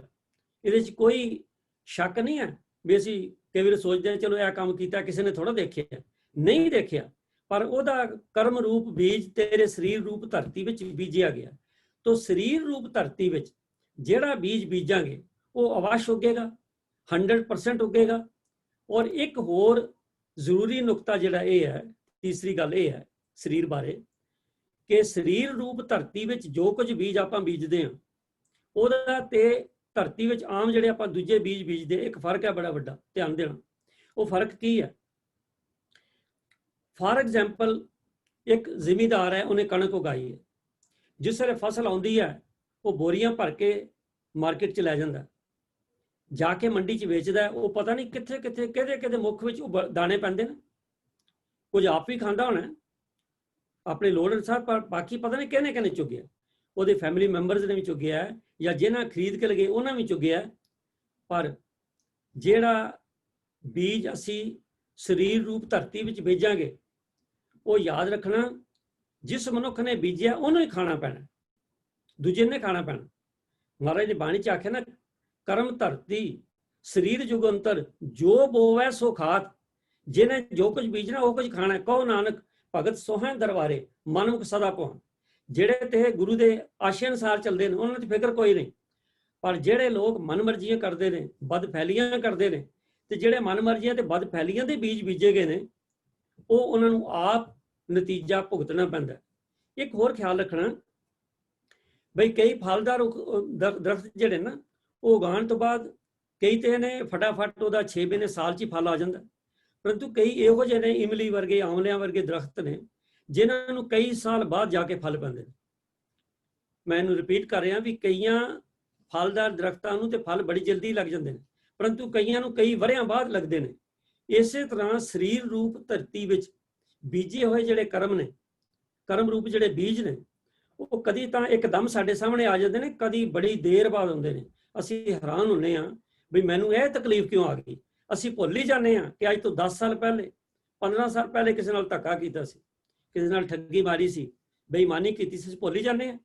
ਬੜਿਆਂ ਘੱਟ ਨੂੰ ਯਾਦ ਰਹਿੰਦਾ। ਅਸੀਂ ਹੈਰਾਨ ਹਾਂ, ਹੱਦ ਹੋ ਗਈ, ਇਹ ਕਿਵੇਂ ਹੋ ਗਿਆ? ਅਸਲ ਕਿਵੇਂ ਨਹੀਂ ਹੋ ਗਿਆ, ਇਹ ਉਵੇਂ ਹੀ ਹੋਇਆ ਜਿਵੇਂ ਤੂੰ ਬੀਜਿਆ। ਹੈਰਾਨ ਨਾ ਹੋ, ਤੇਰੀ ਯਾਦ ਸ਼ਕਤੀ ਕਮਜ਼ੋਰ ਹੋ ਸਕਦੀ ਹੈ, ਪਰੰਤੂ ਪਰਮਾਤਮਾ ਦੀ ਯਾਦ ਸ਼ਕਤੀ ਕਮਜ਼ੋਰ ਨਹੀਂ ਹੈ। ਉਹਨਾਂ ਦੀ ਜੋ ਜਿਹੜਾ ਕਿਸੇ ਨੇ ਬੀਜੇ, ਜੈਸਾ ਬੀਜਾ ਸੋ ਲੁਣਾ, ਕਰਮਾ ਸੰਦੜਾ ਖੇਤ। ਔਰ ਗੁਰੂ ਨਾਨਕ ਸਾਹਿਬ ਪਾਤਸ਼ਾਹ ਜੀ ਨੇ ਇਹ ਸਾਰੀ ਗੱਲ ਜਿਹੜੀ ਹੈ ਇੱਕ ਸ਼ਲੋਕ ਵਿੱਚ ਬੰਦ ਕੀਤੀ ਹੈ। ਪਾਤਸ਼ਾਹ ਜੀ ਕਹਿੰਦੇ, ਨਾਨਕ ਮਾਇਆ ਕਰਮ ਬਿਰਖ, ਫਲ ਅੰਮ੍ਰਿਤ ਫਲ ਵਿਸ, ਸਭ ਕਾਰਨ ਕਰਤਾ ਕਰੇ ਜਿਸ ਖਵਾਲੇ ਤਿਸ। तो बाबा नानक जी दसते ने कि नानक माया कर्म बिरख, ये माया रूप ਜਿਹੜੇ ਅਸੀਂ ਮਾਇਆ 'ਚ ਫਸ ਕੇ, ਖਿਮਾ ਕਰ, ਜਿਹੜਾ ਅਸੀਂ ਕਰਮਾਂ ਰੂਪ ਬੀਜ ਬੀਜਦੇ ਹਾਂ, ਜਿਹੜੇ ਬਿਰਖ ਬਣਦੇ ਨੇ, ਉਹਨਾਂ ਨੂੰ ਫਲ ਅੰਮ੍ਰਿਤ ਫਲ ਵਿਸ, ਕੋਈ ਅੰਮ੍ਰਿਤ ਫਲ ਲੱਗਦੇ ਨੇ, ਕੋਈ ਵਿਸ਼ ਫਲ ਲੱਗਦੇ ਨੇ। ਜਿਹੜੀ ਗੱਲ ਸਪਸ਼ਟ ਹੈ, ਜਿਵੇਂ ਪਹਿਲੇ ਆਪਾਂ ਵਿਚਾਰ ਕਰ ਚੁੱਕੇ ਹਾਂ कि माड़े काम करांगे ते माड़ी चीज़ लगेगी, चंगे करांगे ते चंगे लगणगे। देखो बहुत सारियां इहो जिहियां मिथिहासक कहानियां ने, और सानू समझाउण लई गुरु महाराज है मिथिहासक ने, पर सानू समझाउण लई गुरु महाराज ने गुरबाणी विच उन्हां दा जिक्र कीता। मैं तुक पढ़न लगा कि सहंसर दान दे अंदर रोया, परशुराम रोवै घर आया, अजय सुरवै भीख्या खाए, ऐसी दरगाह मिलै सजाए। ਉਹ ਇਹਨਾਂ ਦਾ ਜ਼ਿਕਰ ਜਿਹੜਾ ਹੈ, ਹੁਣ ਮੈਂ ਸੰਖੇਪ ਜੀ ਗੱਲ ਕਰਦੇ ਹਾਂ ਕਿ ਗੁਰਬਾਣੀ ਵਿੱਚ ਇਹ ਲੰਬਾ ਸ਼ਬਦ ਹੈ ਜਿਹਦੇ ਵਿੱਚ ਕਈਆਂ ਦਾ ਜ਼ਿਕਰ ਹੈ ਕਿ ਜਿਹਨੇ ਜੋ ਜੋ ਕੰਮ ਕੀਤਾ ਉਹਦੇ ਮੁਤਾਬਕ ਉਹਨੂੰ ਉਹਦਾ ਨਤੀਜਾ ਭੁਗਤਣਾ ਪਿਆ, ਭਾਵੇਂ ਇੰਦਰ ਵਰਗਾ ਦੇਵਤਾ ਕਿਉਂ ਨਾ ਹੋਵੇ। ਉਹਦਾ ਜ਼ਿਕਰ ਹੈ। ਇੰਦਰ ਦੇਵਤਾ ਕਹਿੰਦੇ ਨੇ ਸਾਰਿਆਂ ਦੇਵਤਿਆਂ ਦਾ ਵੱਡਾ, ਸਭ ਤੋਂ ਵੱਡਾ ਜਿਹੜਾ ਸੁਪਰੀਮ ਦੇਵਤਾ ਇੰਦਰ ਦੇਵਤਾ ਮੰਨਿਆ ਜਾਂਦਾ। ਪਰ ਇੰਦਰ ਦੇਵਤੇ ਨੇ ਦੇਵਤਾ ਹੋਣ ਦੇ ਬਾਵਜੂਦ ਉਹਦੇ ਮਨ 'ਚ ਇੱਕ ਵਾਰੀ ਪਾਪ ਆ ਗਿਆ, ਉਹਨੇ ਕੋਈ ਕੁਕਰਮ ਕੀਤਾ। ਤੇ ਜਿਸ ਵੇਲੇ ਉਹਨੇ ਕੁਕਰਮ ਕੀਤਾ ਤੇ ਗੌਤਮ ਰਿਸ਼ੀ ਨੇ ਜਿਹਦੀ ਇਸਤਰੀ ਨਾਲ ਕੁਕਰਮ ਕੀਤਾ, ਉਹਨੇ ਐਸਾ ਸ਼ਰਾਪ ਦਿੱਤਾ ਕਿ ਉਸ ਇੰਦਰ ਨੂੰ ਜਿਹੜਾ ਸ਼ਰਾਪ ਭੁਗਤਣਾ ਪਿਆ, ਮੈਂ ਉਹਦੀ ਡਿਟੇਲ ਇੱਥੇ ਦੇ ਨਹੀਂ ਸਕਦਾ, ਚੰਗਾ ਨਹੀਂ ਲੱਗਦਾ, ਕਿਉਂਕਿ ਮੇਰੀਆਂ ਵਿੱਚ ਭੈਣਾਂ ਮਾਤਾਵਾਂ ਵੀ ਬੈਠੀਆਂ ਨੇ। ਤਾਂ ਮੇਰਾ ਕਹਿਣ ਦਾ ਮਤਲਬ ਇਹ ਹੈ ਕਿ ਆਪਾਂ ਜਿਹੜੇ ਜਿਹੜੇ ਕਰਮ ਕਰਦਾ ਸਰੀਰ ਰਾਹੀਂ ਕਰਮ ਕਰਦੇ, ਇਹ ਸਰੀਰ ਬਹੁਤ ਵਧੀਆ ਚੀਜ਼ ਹੈ, ਇਹਨੂੰ ਬੜਾ ਧਿਆਨ ਨਾਲ ਰੱਖਣ ਦੀ ਲੋੜ ਹੈ। ਸਰੀਰ ਬਹੁਤ ਕੀਮਤੀ ਜੇ, ਜਿਸ ਤਰ੍ਹਾਂ ਆਪਾਂ ਕੀਮਤੀ ਸੋਨਾ ਲੋਕਰਾਂ 'ਚ ਬੰਦ ਕਰਕੇ ਰੱਖਦੇ ਆ ਨਾ, ਤੇ ਆਮ ਲੋਹਾ ਤੇ ਬਾਹਰ ਹੀ ਤੁਰਿਆ ਫਿਰਦਾ, ਇਸੇ ਤਰ੍ਹਾਂ ਸਰੀਰ ਸਾਡਾ ਜਿਹੜਾ ਹੈ ਬੜਾ ਸੰਭਾਲ ਕੇ ਰੱਖਣ ਦੀ ਲੋੜ ਹੈ। ਇਹ ਨਹੀਂ ਵੀ ਜਿੱਥੇ ਮਰਜ਼ੀ ਲੈ ਜਾਓ, ਜੋ ਮਰਜ਼ੀ ਇਹਦੇ ਅੰਦਰ ਪਾ ਦਿਓ, ਜੋ ਮਰਜ਼ੀ ਇਹਦੇ ਮੂੰਹ 'ਚ ਗੱਲ ਕਢਾ ਦਿਓ, ਜੋ ਮਰਜ਼ੀ ਅੱਖਾਂ ਨਾਲ ਆਪਾਂ ਦੇਖ ਲਈਏ, ਜੋ ਮਰਜ਼ੀ ਕੰਨਾਂ ਨਾਲ ਸੁਣ ਲਈਏ। ਨਾ, ਹਰੇਕ ਚੀਜ਼ ਨੂੰ ਹਮੇਸ਼ਾ ਪਹਿਲੇ ਤੋਲੋ ਫਿਰ ਬੋਲੋ, ਹਰੇਕ ਚੀਜ਼ ਨੂੰ ਪਰਖ ਕੇ ਤੇ ਫਿਰ ਇਸ ਸਰੀਰ ਤੋਂ ਕੰਮ ਲਓ। ਨਹੀਂ ਤਾਂ ਜੇ ਆਪਾਂ ਮਾੜੇ ਕੰਮ ਕਿਤੇ ਕੀਤੇ, ਇੱਕ ਹੋਰ ਜਿਹੜੀ ਤੁਕ ਆਈ ਹੈ ਆਪਾਂ ਪੜ੍ਹੀ, ਅਜੈ ਸੁਰਵੇ ਭੀਖਿਆ ਖਾਏ, ਐਸੀ ਦਰਗਾਹ ਮਿਲੈ ਜਾਏ। ਕਹਿੰਦੇ ਨੇ ਅਜੈ ਰਾਜਾ ਜਿਹੜਾ ਹੋਇਆ, ਉਹ ਕੋਈ ਮੰਗਤਾ ਆਇਆ ਦਰ ਤੇ ਮੰਗਣ ਲਈ, ਤੇ ਬੰਦਾ ਹੰਕਾਰੀ ਹੁੰਦਾ ਹੈ, ਜਿਹਦੇ ਕੋਲ ਮਾਇਆ ਬਹੁਤ ਹੋਵੇ ਤੇ ਫਿਰ ਵੀ ਹੰਕਾਰੀ ਨਾ ਹੋਵੇ, ਉਹ ਤੇ ਹੈ ਗੁਰਮੁਖ, ਉਹਦੇ ਤੇ ਸਤਿਗੁਰੂ ਦੀ ਕਿਰਪਾ ਹੈ। ਪਰੰਤੂ ਆਮ ਹਾਲਤਾਂ 'ਚ ਮਾਇਆ ਆ ਜਾਏ, ਸ਼ੋਹਰਤ ਆ ਜਾਏ, ਚੌਧਰ ਆ ਜਾਏ, ਕੁਝ ਵੀ ਆ ਜਾਏ, ਤੇ ਮਨੁੱਖ ਦੇ ਅੰਦਰ ਸਭ ਤੋਂ ਪਹਿਲੇ ਹੰਕਾਰ ਆ ਕੇ ਡੇਰੇ ਲਾ ਲੈਂਦਾ। ਉਹਨੇ ਹੰਕਾਰ ਵਸਾ ਕੇ ਉਹਨੂੰ ਆਖਿਆ ਵੀ ਜਾ ਕੋਈ, ਉਹ ਕਹਿੰਦਾ ਮੈਂ ਰਾਜੇ ਦਰ ਤੇ ਆਇਆ, ਕੁਛ ਤੇ ਭਿਖਿਆ ਦੇ। ਕਹਿੰਦਾ ਅੱਛਾ। ਉਹਨੇ ਕੀ ਕੀਤਾ ਵੀ ਲਿਦ ਦੀ ਬੁੱਕ ਭਰ ਕੇ ਨਾ ਉਹਦੀ ਝੋਲੀ 'ਚ ਪਾਤੀ। ਉਹ ਵਿਚਾਰਾ ਚਲਾ ਗਿਆ ਲੈ ਕੇ, ਲਿਦ ਨੂੰ ਕੀ ਕਰੇ, ਚਲਾ ਗਿਆ, ਕਿਉਂਕਿ ਰਾਜਾ। ਕਹਿੰਦੇ ਨੇ ਮੁੜ ਕੇ ਦੇਖੋ, ਮੈਂ ਪਹਿਲੇ ਬੇਨਤੀ ਕੀਤੀ ਹੈ, ਮਿਥਿਹਾਸਕ ਕਹਾਣੀਆਂ ਹੋ ਸਕਦੀਆਂ ਨੇ, ਪਰੰਤੂ ਸਾਨੂੰ ਸਮਝਾਉਣ ਲਈ ਗੁਰੂ ਮਹਾਰਾਜ ਨੇ ਬਾਣੀ ਵਿੱਚ ਦਰਜ ਕੀਤੀਆਂ ਨੇ ਕਿ ਉਸੇ ਅਜੇ ਰਾਜਾ ਨੂੰ ਮੁੜ ਕੇ ਕਹਿੰਦੇ ਨੇ ਢੇਰ ਬਣ ਗਿਆ ਲਿਦ ਦਾ, ਉਹਨੂੰ ਹੁਕਮ ਆਇਆ ਤੈਨੂੰ ਖਾ ਕੇ ਮੁਕਾਣੀ ਪੈਣੀ ਹੈ। ਤੇ ਉਹ ਵਿਚਾਰਾ ਹੁਣ ਖਾਂਦਾ ਤੇ ਨਾਲੇ ਫੁੱਟ ਰੋਂਦਾ, ਪਰ ਕਰੇ ਕੀ, ਕਿਉਂਕਿ ਆਪੇ ਫਾਥੜੀ ਹੈ, ਤੈਨੂੰ ਕੌਣ ਛਡਾਵੇ। ਆਪਣੇ ਆਪ ਜਿਹੜੇ ਮਾੜੇ ਕੰਮ ਕੀਤੇ ਨੇ। ਮੇਰੇ ਸਿਰਫ ਕਹਿਣ ਦਾ ਮਤਲਬ ਇਹ ਹੈ, ਸਾਰੀ ਕਹਾਣੀ ਕਰਨ ਤੋਂ ਇਹ ਹੈ ਕਿ ਭਾਈ ਇਸ ਸਰੀਰ ਦੇ ਨਾਲ ਜਿਹੜਾ ਵੀ ਕਰਮ ਕਰਨਾ ਹੈ ਸੋਚ ਕੇ ਕਰਨਾ, ਕਿਉਂਕਿ ਮਹਾਰਾਜ ਕਹਿੰਦੇ ਨੇ ਕਰਮ ਧਰਤੀ ਸਰੀਰ ਕਲਯੁਗ ਵਿੱਚ ਜਿਹਾ ਕੋਏ ਬੀਜੇ ਤਿਹਾ ਕੋ ਖਾਏ। ਧਿਆਨ ਰੱਖਣਾ ਕਿ ਕਈ ਵਾਰੀ ਨੇ ਅਸੀਂ ਸਾਡੇ ਕਰਮਾਂ ਤੇ ਨਿਬੇੜਾ, ਗੱਲਾਂ ਤੇ ਨਿਬੇੜਾ ਨਹੀਂ, ਕਿਉਂਕਿ ਕਈ ਵਾਰ ਅਸੀਂ ਗੱਲੀਆਂ ਅਸੀਂ ਚੰਗੀਆਂ, ਆਚਾਰੀ ਬੁਰੀਆਂ, ਮਨੋ ਕੁਸੁਦਾ ਕਾਲੀਆਂ ਬਾਹਰੋਂ ਚਿਟਵੀਆਂ। ਕਈ ਵਾਰ ਅਸੀਂ ਗੱਲਾਂ ਤੇ ਬਹੁਤ ਵਧੀਆ ਕਰਦੇ ਹਾਂ, ਮੂੰਹ ਨਾਲ ਅਗਲਾ ਕਹਿੰਦਾ ਲੈ। ਕਈ ਤਾਂ ਇਹੋ ਜਿਹੇ ਵੀ ਨੇ ਜਿਹੜੀਆਂ ਆਪਣੀਆਂ ਗੱਲਾਂ ਨਾਲ ਦੂਜਿਆਂ ਤੇ ਐਡਾ ਪ੍ਰਭਾਵ ਪਾਉਂਦੇ ਨੇ ਕਿ ਉਹ ਤੇ ਉਹਨਾਂ ਦੇ ਮੁਰੀਦ ਬਣ ਜਾਂਦੇ ਨੇ।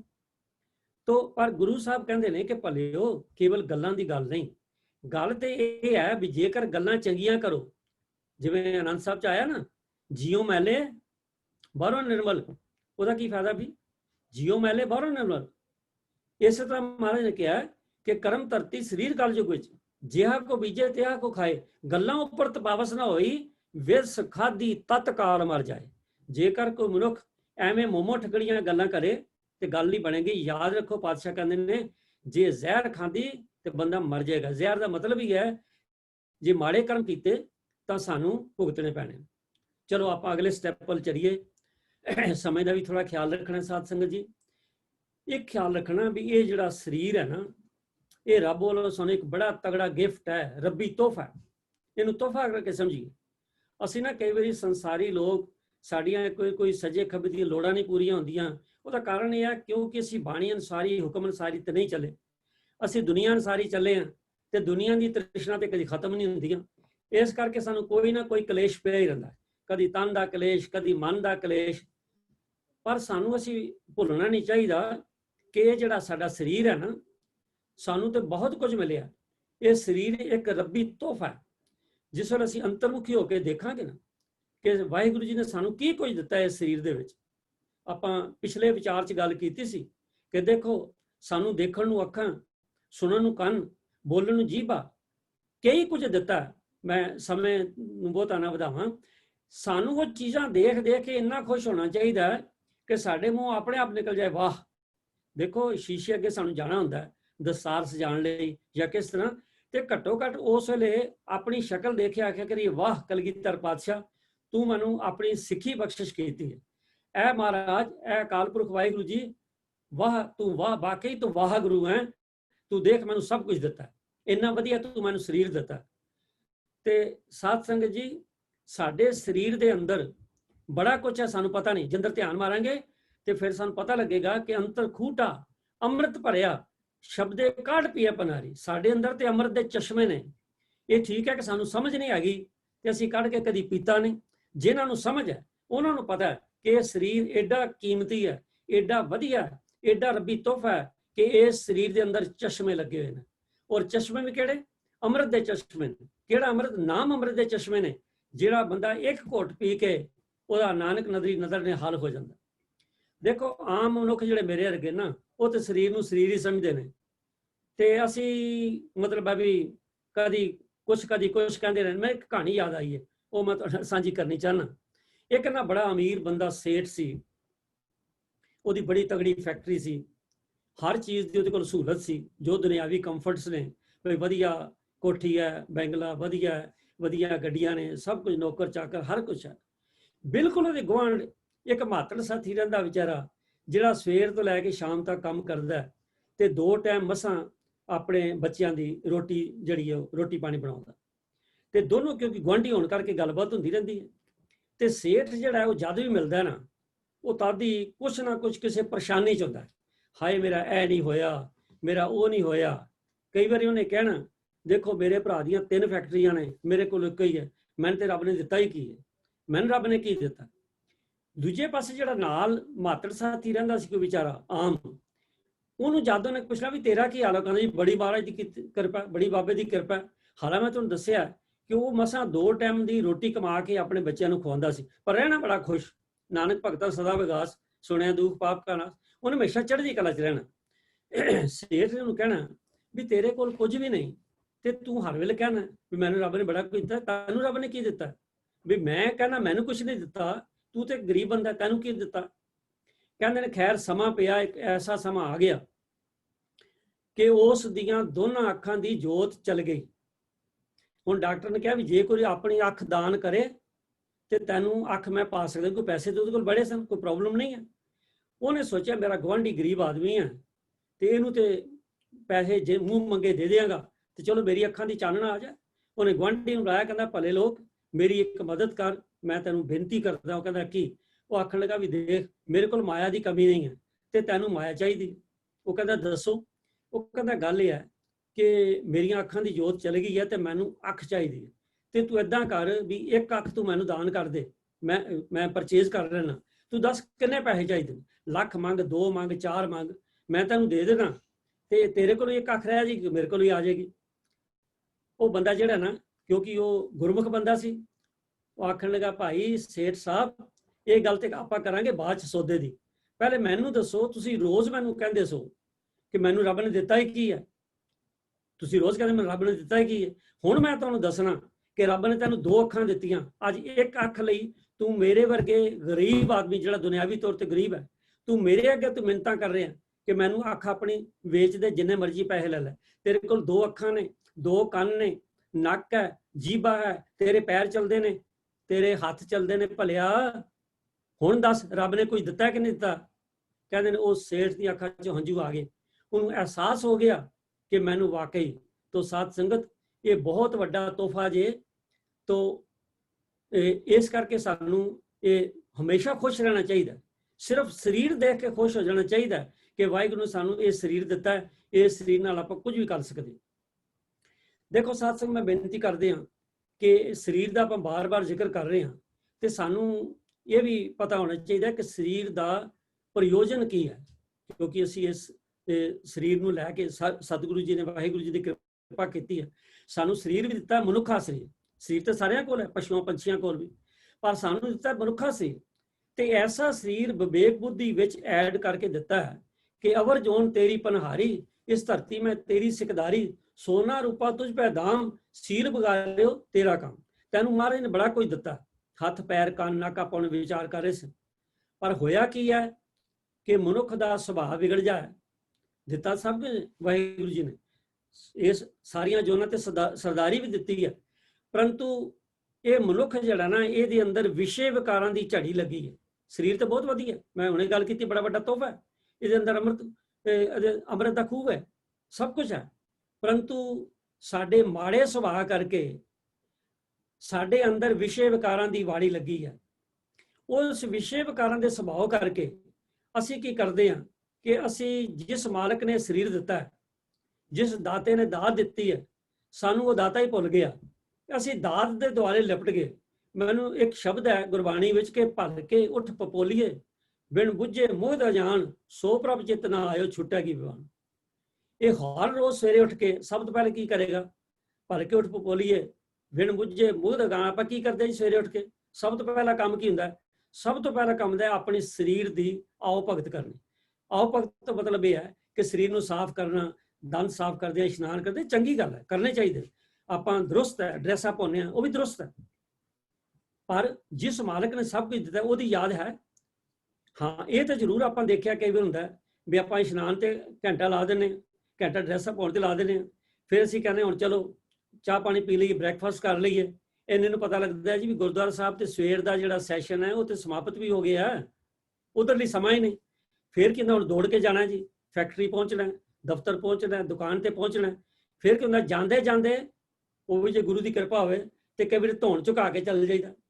ਇਹਦਾ ਮਤਲਬ ਇਹ ਹੈ, ਤਾਂ ਕਰਕੇ ਪਾਤਸ਼ਾਹ ਨੇ ਆਖਿਆ ਕਿ ਭਲਕੇ ਉੱਠ ਪਪੋਲੀਏ, ਬਿਨ ਬੁੱਝੇ ਮੋਹ ਅਜਾਨ, ਸੋ ਪ੍ਰਭ ਚਿਤ ਨਾ ਆਇਓ ਛੁੱਟਿਆ ਕੀ ਬੇਬਾਨ। ਸਤਿਗੁਰ ਸੇਤੀ ਚਿਤ ਲਾਏ, ਸਦਾ ਸਦਾ ਰੰਗ ਮਾਣ ਭੋਲਿਆ। ਜੇਕਰ ਤੂੰ ਚਾਹੁੰਦਾ ਸਰੀਰ ਸੁਖੀ ਹੋਵੇ ਤੇ ਸਤਿਗੁਰ ਸੇਤੀ ਚਿਤ ਲਾਏ, ਸਦਾ ਸਦਾ ਰੰਗ ਮਾਣ। ਬੇਨਤੀ ਕਰ ਰਹੇ ਸਨ, ਜ਼ਿੰਦਗੀ ਦਾ ਇਹ ਪ੍ਰਯੋਜਨ ਹੈ, ਇਹ ਸਰੀਰ ਐਸ ਕਰਕੇ ਮਿਲਿਆ। ਪ੍ਰਾਣੀ ਤੂੰ ਆਇਆ ਲਾਹਾ ਲੈਣ, ਲੱਗਾ ਕਿਤ ਕੋ ਫਕੜੇ, ਸਭ ਮੁਕਦੀ ਚੱਲੀ ਰਹਿਣ। ਤੇਰੀ ਜਿਹੜੀ ਉਮਰ ਹੈ ਉਹ ਇੱਕ ਇੱਕ ਸਵਾਸ ਕਰਕੇ ਘਟ ਰਹੀ ਹੈ, ਤੇ ਇਸ ਕਰਕੇ ਤੂੰ ਲੱਗਾ ਕਿਤ ਕੋ ਫਕੜੇ, ਸਭ ਮੁਕਦੀ ਚੱਲੀ ਰਹਿਣ। ਕੁਦਮ ਕਰੇ ਪਸ ਪੰਖੀਆਂ, ਦਿਸੈ ਨਾਹੀ ਕਾਲ, ਓਤੈ ਸਾਥ ਮਨੁੱਖ ਹੈ, ਫਾਥਾ ਮਾਇਆ ਜਾਲ, ਮੁਕਤੇ ਸਹੀ ਭਾਲੀਆਂ, ਜੇ ਸੱਚਾ ਨਾਮ ਸਮਾਲ। ਇਹ ਹੈ ਜ਼ਿੰਦਗੀ ਦਾ ਪ੍ਰਯੋਜਨ। ਇਹ ਨਹੀਂ ਕਿ ਖਾਂਦਾ ਪੀਤਾ, ਡਰੈਸਅਪ ਹੋਏ, ਕੰਮਕਾਰ ਕੀਤਾ, ਮਾਇਆ ਵੱਟੀ, ਕੁਝ ਬੈਂਕ ਵਿੱਚ ਜਮ੍ਹਾਂ ਕਰਾਈ, ਕੁਝ ਖਰਚੇ ਪੀਤੇ, ਐਸ਼ੋ ਇਸ਼ਰਤ ਕੀਤੀ, ਤੇ ਦੇਣ ਵਾਲਾ ਭੁੱਲ ਗਿਆ, ਉਹ ਵਿਸਰ ਗਿਆ। ਦਾਤ ਪਿਆਰੀ, ਵਿਸਰਿਆ ਦਾਤਾਰ। ਸੋ ਇਹ ਦਾਤ ਜਿਹੜੀ ਹੈ ਸਰੀਰ ਦੀ, ਇਹ ਜੇ ਸਤਿਗੁਰੂ ਨੇ ਦਿੱਤੀ ਹੈ, ਜਿਸ ਦੇਖੋ ਸਰੀਰ ਨੂੰ ਮਾੜਾ ਜਿਹਾ ਕਸ਼ਟ ਹੋ ਜਾਏ ਸਾਨੂੰ ਪਰੇਸ਼ਾਨੀ ਹੋ ਜਾਂਦੀ ਹੈ, ਤੇ ਜੇ ਸਾਡਾ ਸਰੀਰ ਤੰਦਰੁਸਤ ਹੋਵੇ ਤੇ ਕਦੀ ਰੱਬ ਦਾ ਆਪਾਂ ਸ਼ੁਕਰ ਵੀ ਕਰੀਏ, ਸ਼ੁਕਰ ਹੈ ਮੇਰੇ ਮਾਲਿਕ ਤੂੰ ਮੈਨੂੰ ਸਰੀਰ ਦਿੱਤਾ, ਤੰਦਰੁਸਤੀ ਦਿੱਤੀ ਹੈ। ਹਾਂ, ਜੇਕਰ ਕੋਈ ਸਰੀਰ ਨੂੰ ਕਸ਼ਟ ਵੀ ਆ ਜਾਂਦਾ ਹੈ ਤੇ ਉਹਦਾ ਕੰਮ ਚਿੰਤਾ ਨਹੀਂ ਹੈ, ਅਸੀਂ ਫਿਰ ਉਸੇ ਮਾਲਕ ਅੱਗੇ ਅਰਦਾਸ ਕਰੀਏ, ਮਾਲਕਾ ਤੂੰ ਮੈਨੂੰ ਸਰੀਰ ਦਿੱਤਾ, ਕਿਰਪਾ ਕਰ, ਦੇ ਰੋਗਤਾ ਵੀ ਬਖਸ਼ਿਸ਼ ਕਰੋ। ਸਤਿਗੁਰੂ ਸੱਚੇ ਪਾਤਸ਼ਾਹ ਕਿਰਪਾ ਕਰਨਗੇ। ਦੇਖੋ ਇਹ ਜਿਹੜਾ ਸਾਡਾ ਸਰੀਰ ਹੈ ਨਾ, ਇਹ ਆਮ ਗੱਲ ਨਹੀਂ ਹੈ, ਸਰੀਰ ਦੇ ਪ੍ਰਯੋਜਨ ਦੀ ਗੱਲ ਚੱਲ ਰਹੀ ਹੈ।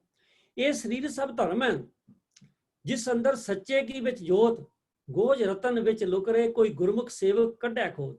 ਇਹ ਜਿਹੜਾ ਸਾਡਾ ਸਰੀਰ ਹੈ ਨਾ, ਇੱਕ ਧਰਮ ਦੀ ਵਾੜੀ ਹੈ। ਨਹੀਂ ਸਮਝੀ ਵੱਖਰੀ ਗੱਲ ਹੈ। ਅੱਜ ਦੁਨੀਆ ਦੇ ਬਹੁ ਗਿਣਤੀ ਲੋਕ ਜਿਹੜੇ ਨੇ, ਉਹਨਾਂ ਨੂੰ ਪਤਾ ਹੀ ਨਹੀਂ ਬਈ ਸਰੀਰ ਧਰਮ ਦੀ ਵਾੜੀ ਹੈ। ਉਹਨਾਂ ਨੂੰ ਪਤਾ ਹੀ ਨਹੀਂ, ਖਿਆਲ ਹੀ ਸਰੀਰ ਧਰਮ ਦੀ ਵਾੜੀ ਹੈ। ਜਿਨ੍ਹਾਂ ਨੂੰ ਖਿਆਲ ਆ ਜਾਂਦਾ ਵੀ ਇਹ ਸਰੀਰ ਜਿਹੜਾ ਹੈ ਤੇ ਧਰਮ ਕਮਾਉਣ ਲਈ ਹੈ, ਉਹ ਸਹੀ ਰਸਤੇ ਤੇ ਚੱਲਦੇ ਨੇ। ਔਰ ਮਹਾਰਾਜ ਨੇ ਕਿਹਾ ਕਿ ਗੋਜ ਰਤਨ ਵਿੱਚ ਲੁਕ ਰਹੇ। ਸਾਡੇ ਇਸ ਸਰੀਰ ਦੇ ਵਿੱਚ ਬੜੇ ਬੜੇ ਕੀਮਤੀ ਰਤਨ ਨੇ, ਮਤ ਵਿੱਚ ਰਤਨ ਜਵਾਹਰ ਮਾਣਕ, ਜੇ ਇੱਕ ਗੁਰ ਕੀ ਸਿੱਖ ਸੁਣੀ, ਲੱਭਦੇ ਤਾਂ ਨੇ ਜੇ ਇੱਕ ਗੁਰ ਕੀ ਸਿੱਖ ਸੁਣੀ। ਤੇ ਇਸ ਕਰਕੇ ਸਰੀਰ ਨੂੰ ਆਪਾਂ ਕਿਸ ਪਾਸੇ ਲਾਣਾ ਹੈ, ਸਰੀਰ ਦਾ ਪ੍ਰਯੋਜਨ ਕੀ ਹੈ, ਇਹ ਭੁੱਲਣਾ ਨਹੀਂ।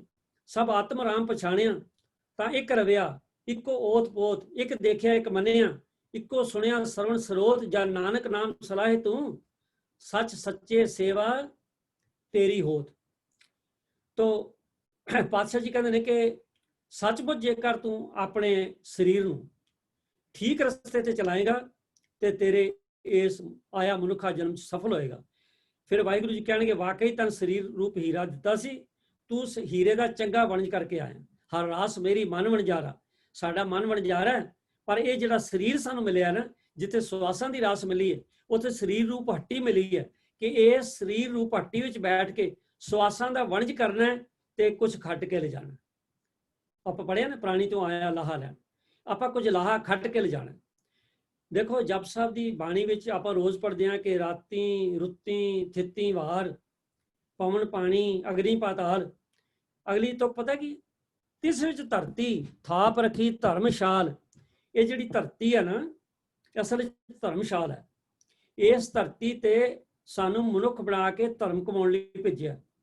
पिछले विचार च बेनती की सी कि यह वखरी गल है कि असी इस धरती ते आके पापां दे ढेर लाते, असी पोल्यूशन करता, असी गंदगी पाई, असी ऐसे ऐसे कुकर्म किए जिन्हां दा जिक्र करना औखा है। पर जिस वेले मैं अखबार चुकदा, टैलीविजन का स्विच ऑन करदा, कोई दिन खाली नहीं जाता कि इन्हां कुकर्मां दा जिक्र नहीं आता। क्या धरती इस करके बनी सी? धरती ते बनी सी धर्म कमाउण दे लई, पर धर्म कमाउण दी थां ते असी इत्थे पाप कमा रहे। इसे तरह साध संगत जी, जिस तरह धरती धर्म कमाउण लई है ना, ते शरीर तो धरती है। आपां हुणे पढ़ के आए हैं भी जो बीजो उगदा, शरीर भी धरती है। जेकर धरती धर्मशाल है, बंदिया याद रख, तेरा शरीर रूप धरती शरीर नहीं, ये भी धर्मशाल है। तू ये धर्म के काम करते हैं। गुरु रामदास सच्चे पातशाह जी का बचन है, गौड़ी की वार च आंदा है कि यह शरीर सब धर्म है। ये गुरु रामदास सच्चे पातशाह कहते हैं ये शरीर रूप धरती जी है ना, जिवें बेनती की ना, तुसीं धरती तापर की धर्मशाल जप बाणी च आंदा है। इस तरह गौड़ी राग में गुरु रामदास सच्चे पातशाह सानूं समझाउंदे ने। पातशाह जी कहते हैं कि यह शरीर सब धर्म है, जिस अंदर सच्चे की विच जोत, गोज रतन विच लुकरे, कोई गुरमुख सेवक कढ़ै खोत, सब आत्म राम पछाणे तां इक रविया इको होत पोत। मैं हुणे ये शब्द पढ़िया, जिहदा अर्थ ही है कि साडे शरीर दे विच बड़े दैवी गुण लुके ने। जे असीं चाहिए, देखो जिहड़े लोग बड़ियां बड़ियां खोजां करते हैं, जिहड़े लोग बड़े बड़े धर्म के कर्म करते हैं, चलो फॉर एग्जाम्पल आपां लै लैने भाई रवि सिंह जी खालसा एड वाले, वो कित्थे कित्थे पहुंचते हैं। जिथे डर वाली जगह, जिहड़ी खतरनाक जगह जिहड़ियां ने, जिथे जंगां लगियां होंदियां ने, जिथे भुचाल दे हड़ आए होंदे ने, वो अपनी टीम नूं लैके उत्थे पहुंच जाते हैं। ये जिहड़ा शरीर मिलिया ना, इस शरीर नूं आपां कह सकते हैं कि धर्मशाल है, ना कि जिस शरीर च असीं खाए खाए करे वध फैली जान विसु कोई वाड़ी है, वो धर्म थोड़ा है। सो धर्म कमाउण लई मिलिया। तो जिस तरह शरीर, जिस तरह धरती धर्मशाला है, शरीर साडा धर्मशाला है। और ये जेकर आप धर्म के काम करांगे तो शरीर कबूल होएगा, वरना अगे गेस याबसन चोटां खासी कौन, उधर भी सानूं याद रखना चाहिए। जिथों बड़े अफसोस की गल है, जिथे असीं अपनी धरती नूं पलीत किया है, उसे ही असीं शरीर रूप धरती नूं झूठ, पाप, निंदिया, चुगली, फरेब, बेईमानी, इन्हां चीज़ां दा गंदां दे ढेर लाए ने अपने शरीर ते। साडे अंदर देखो कि आप झूठ नहीं बोलते, निंदिया नहीं करते, चुगलियां नहीं करते, माड़ियां गल्लां नहीं सुनते। जेकर बाणी दी सानू सोझी होवे ते असीं इन्हां चीज़ां तो मतलब बच के रहिए। ये शरीर धर्म कमाउण सी, पर कदी किसी नशेड़ी दी हालत देखी है भी ये धर्म कमा रहा?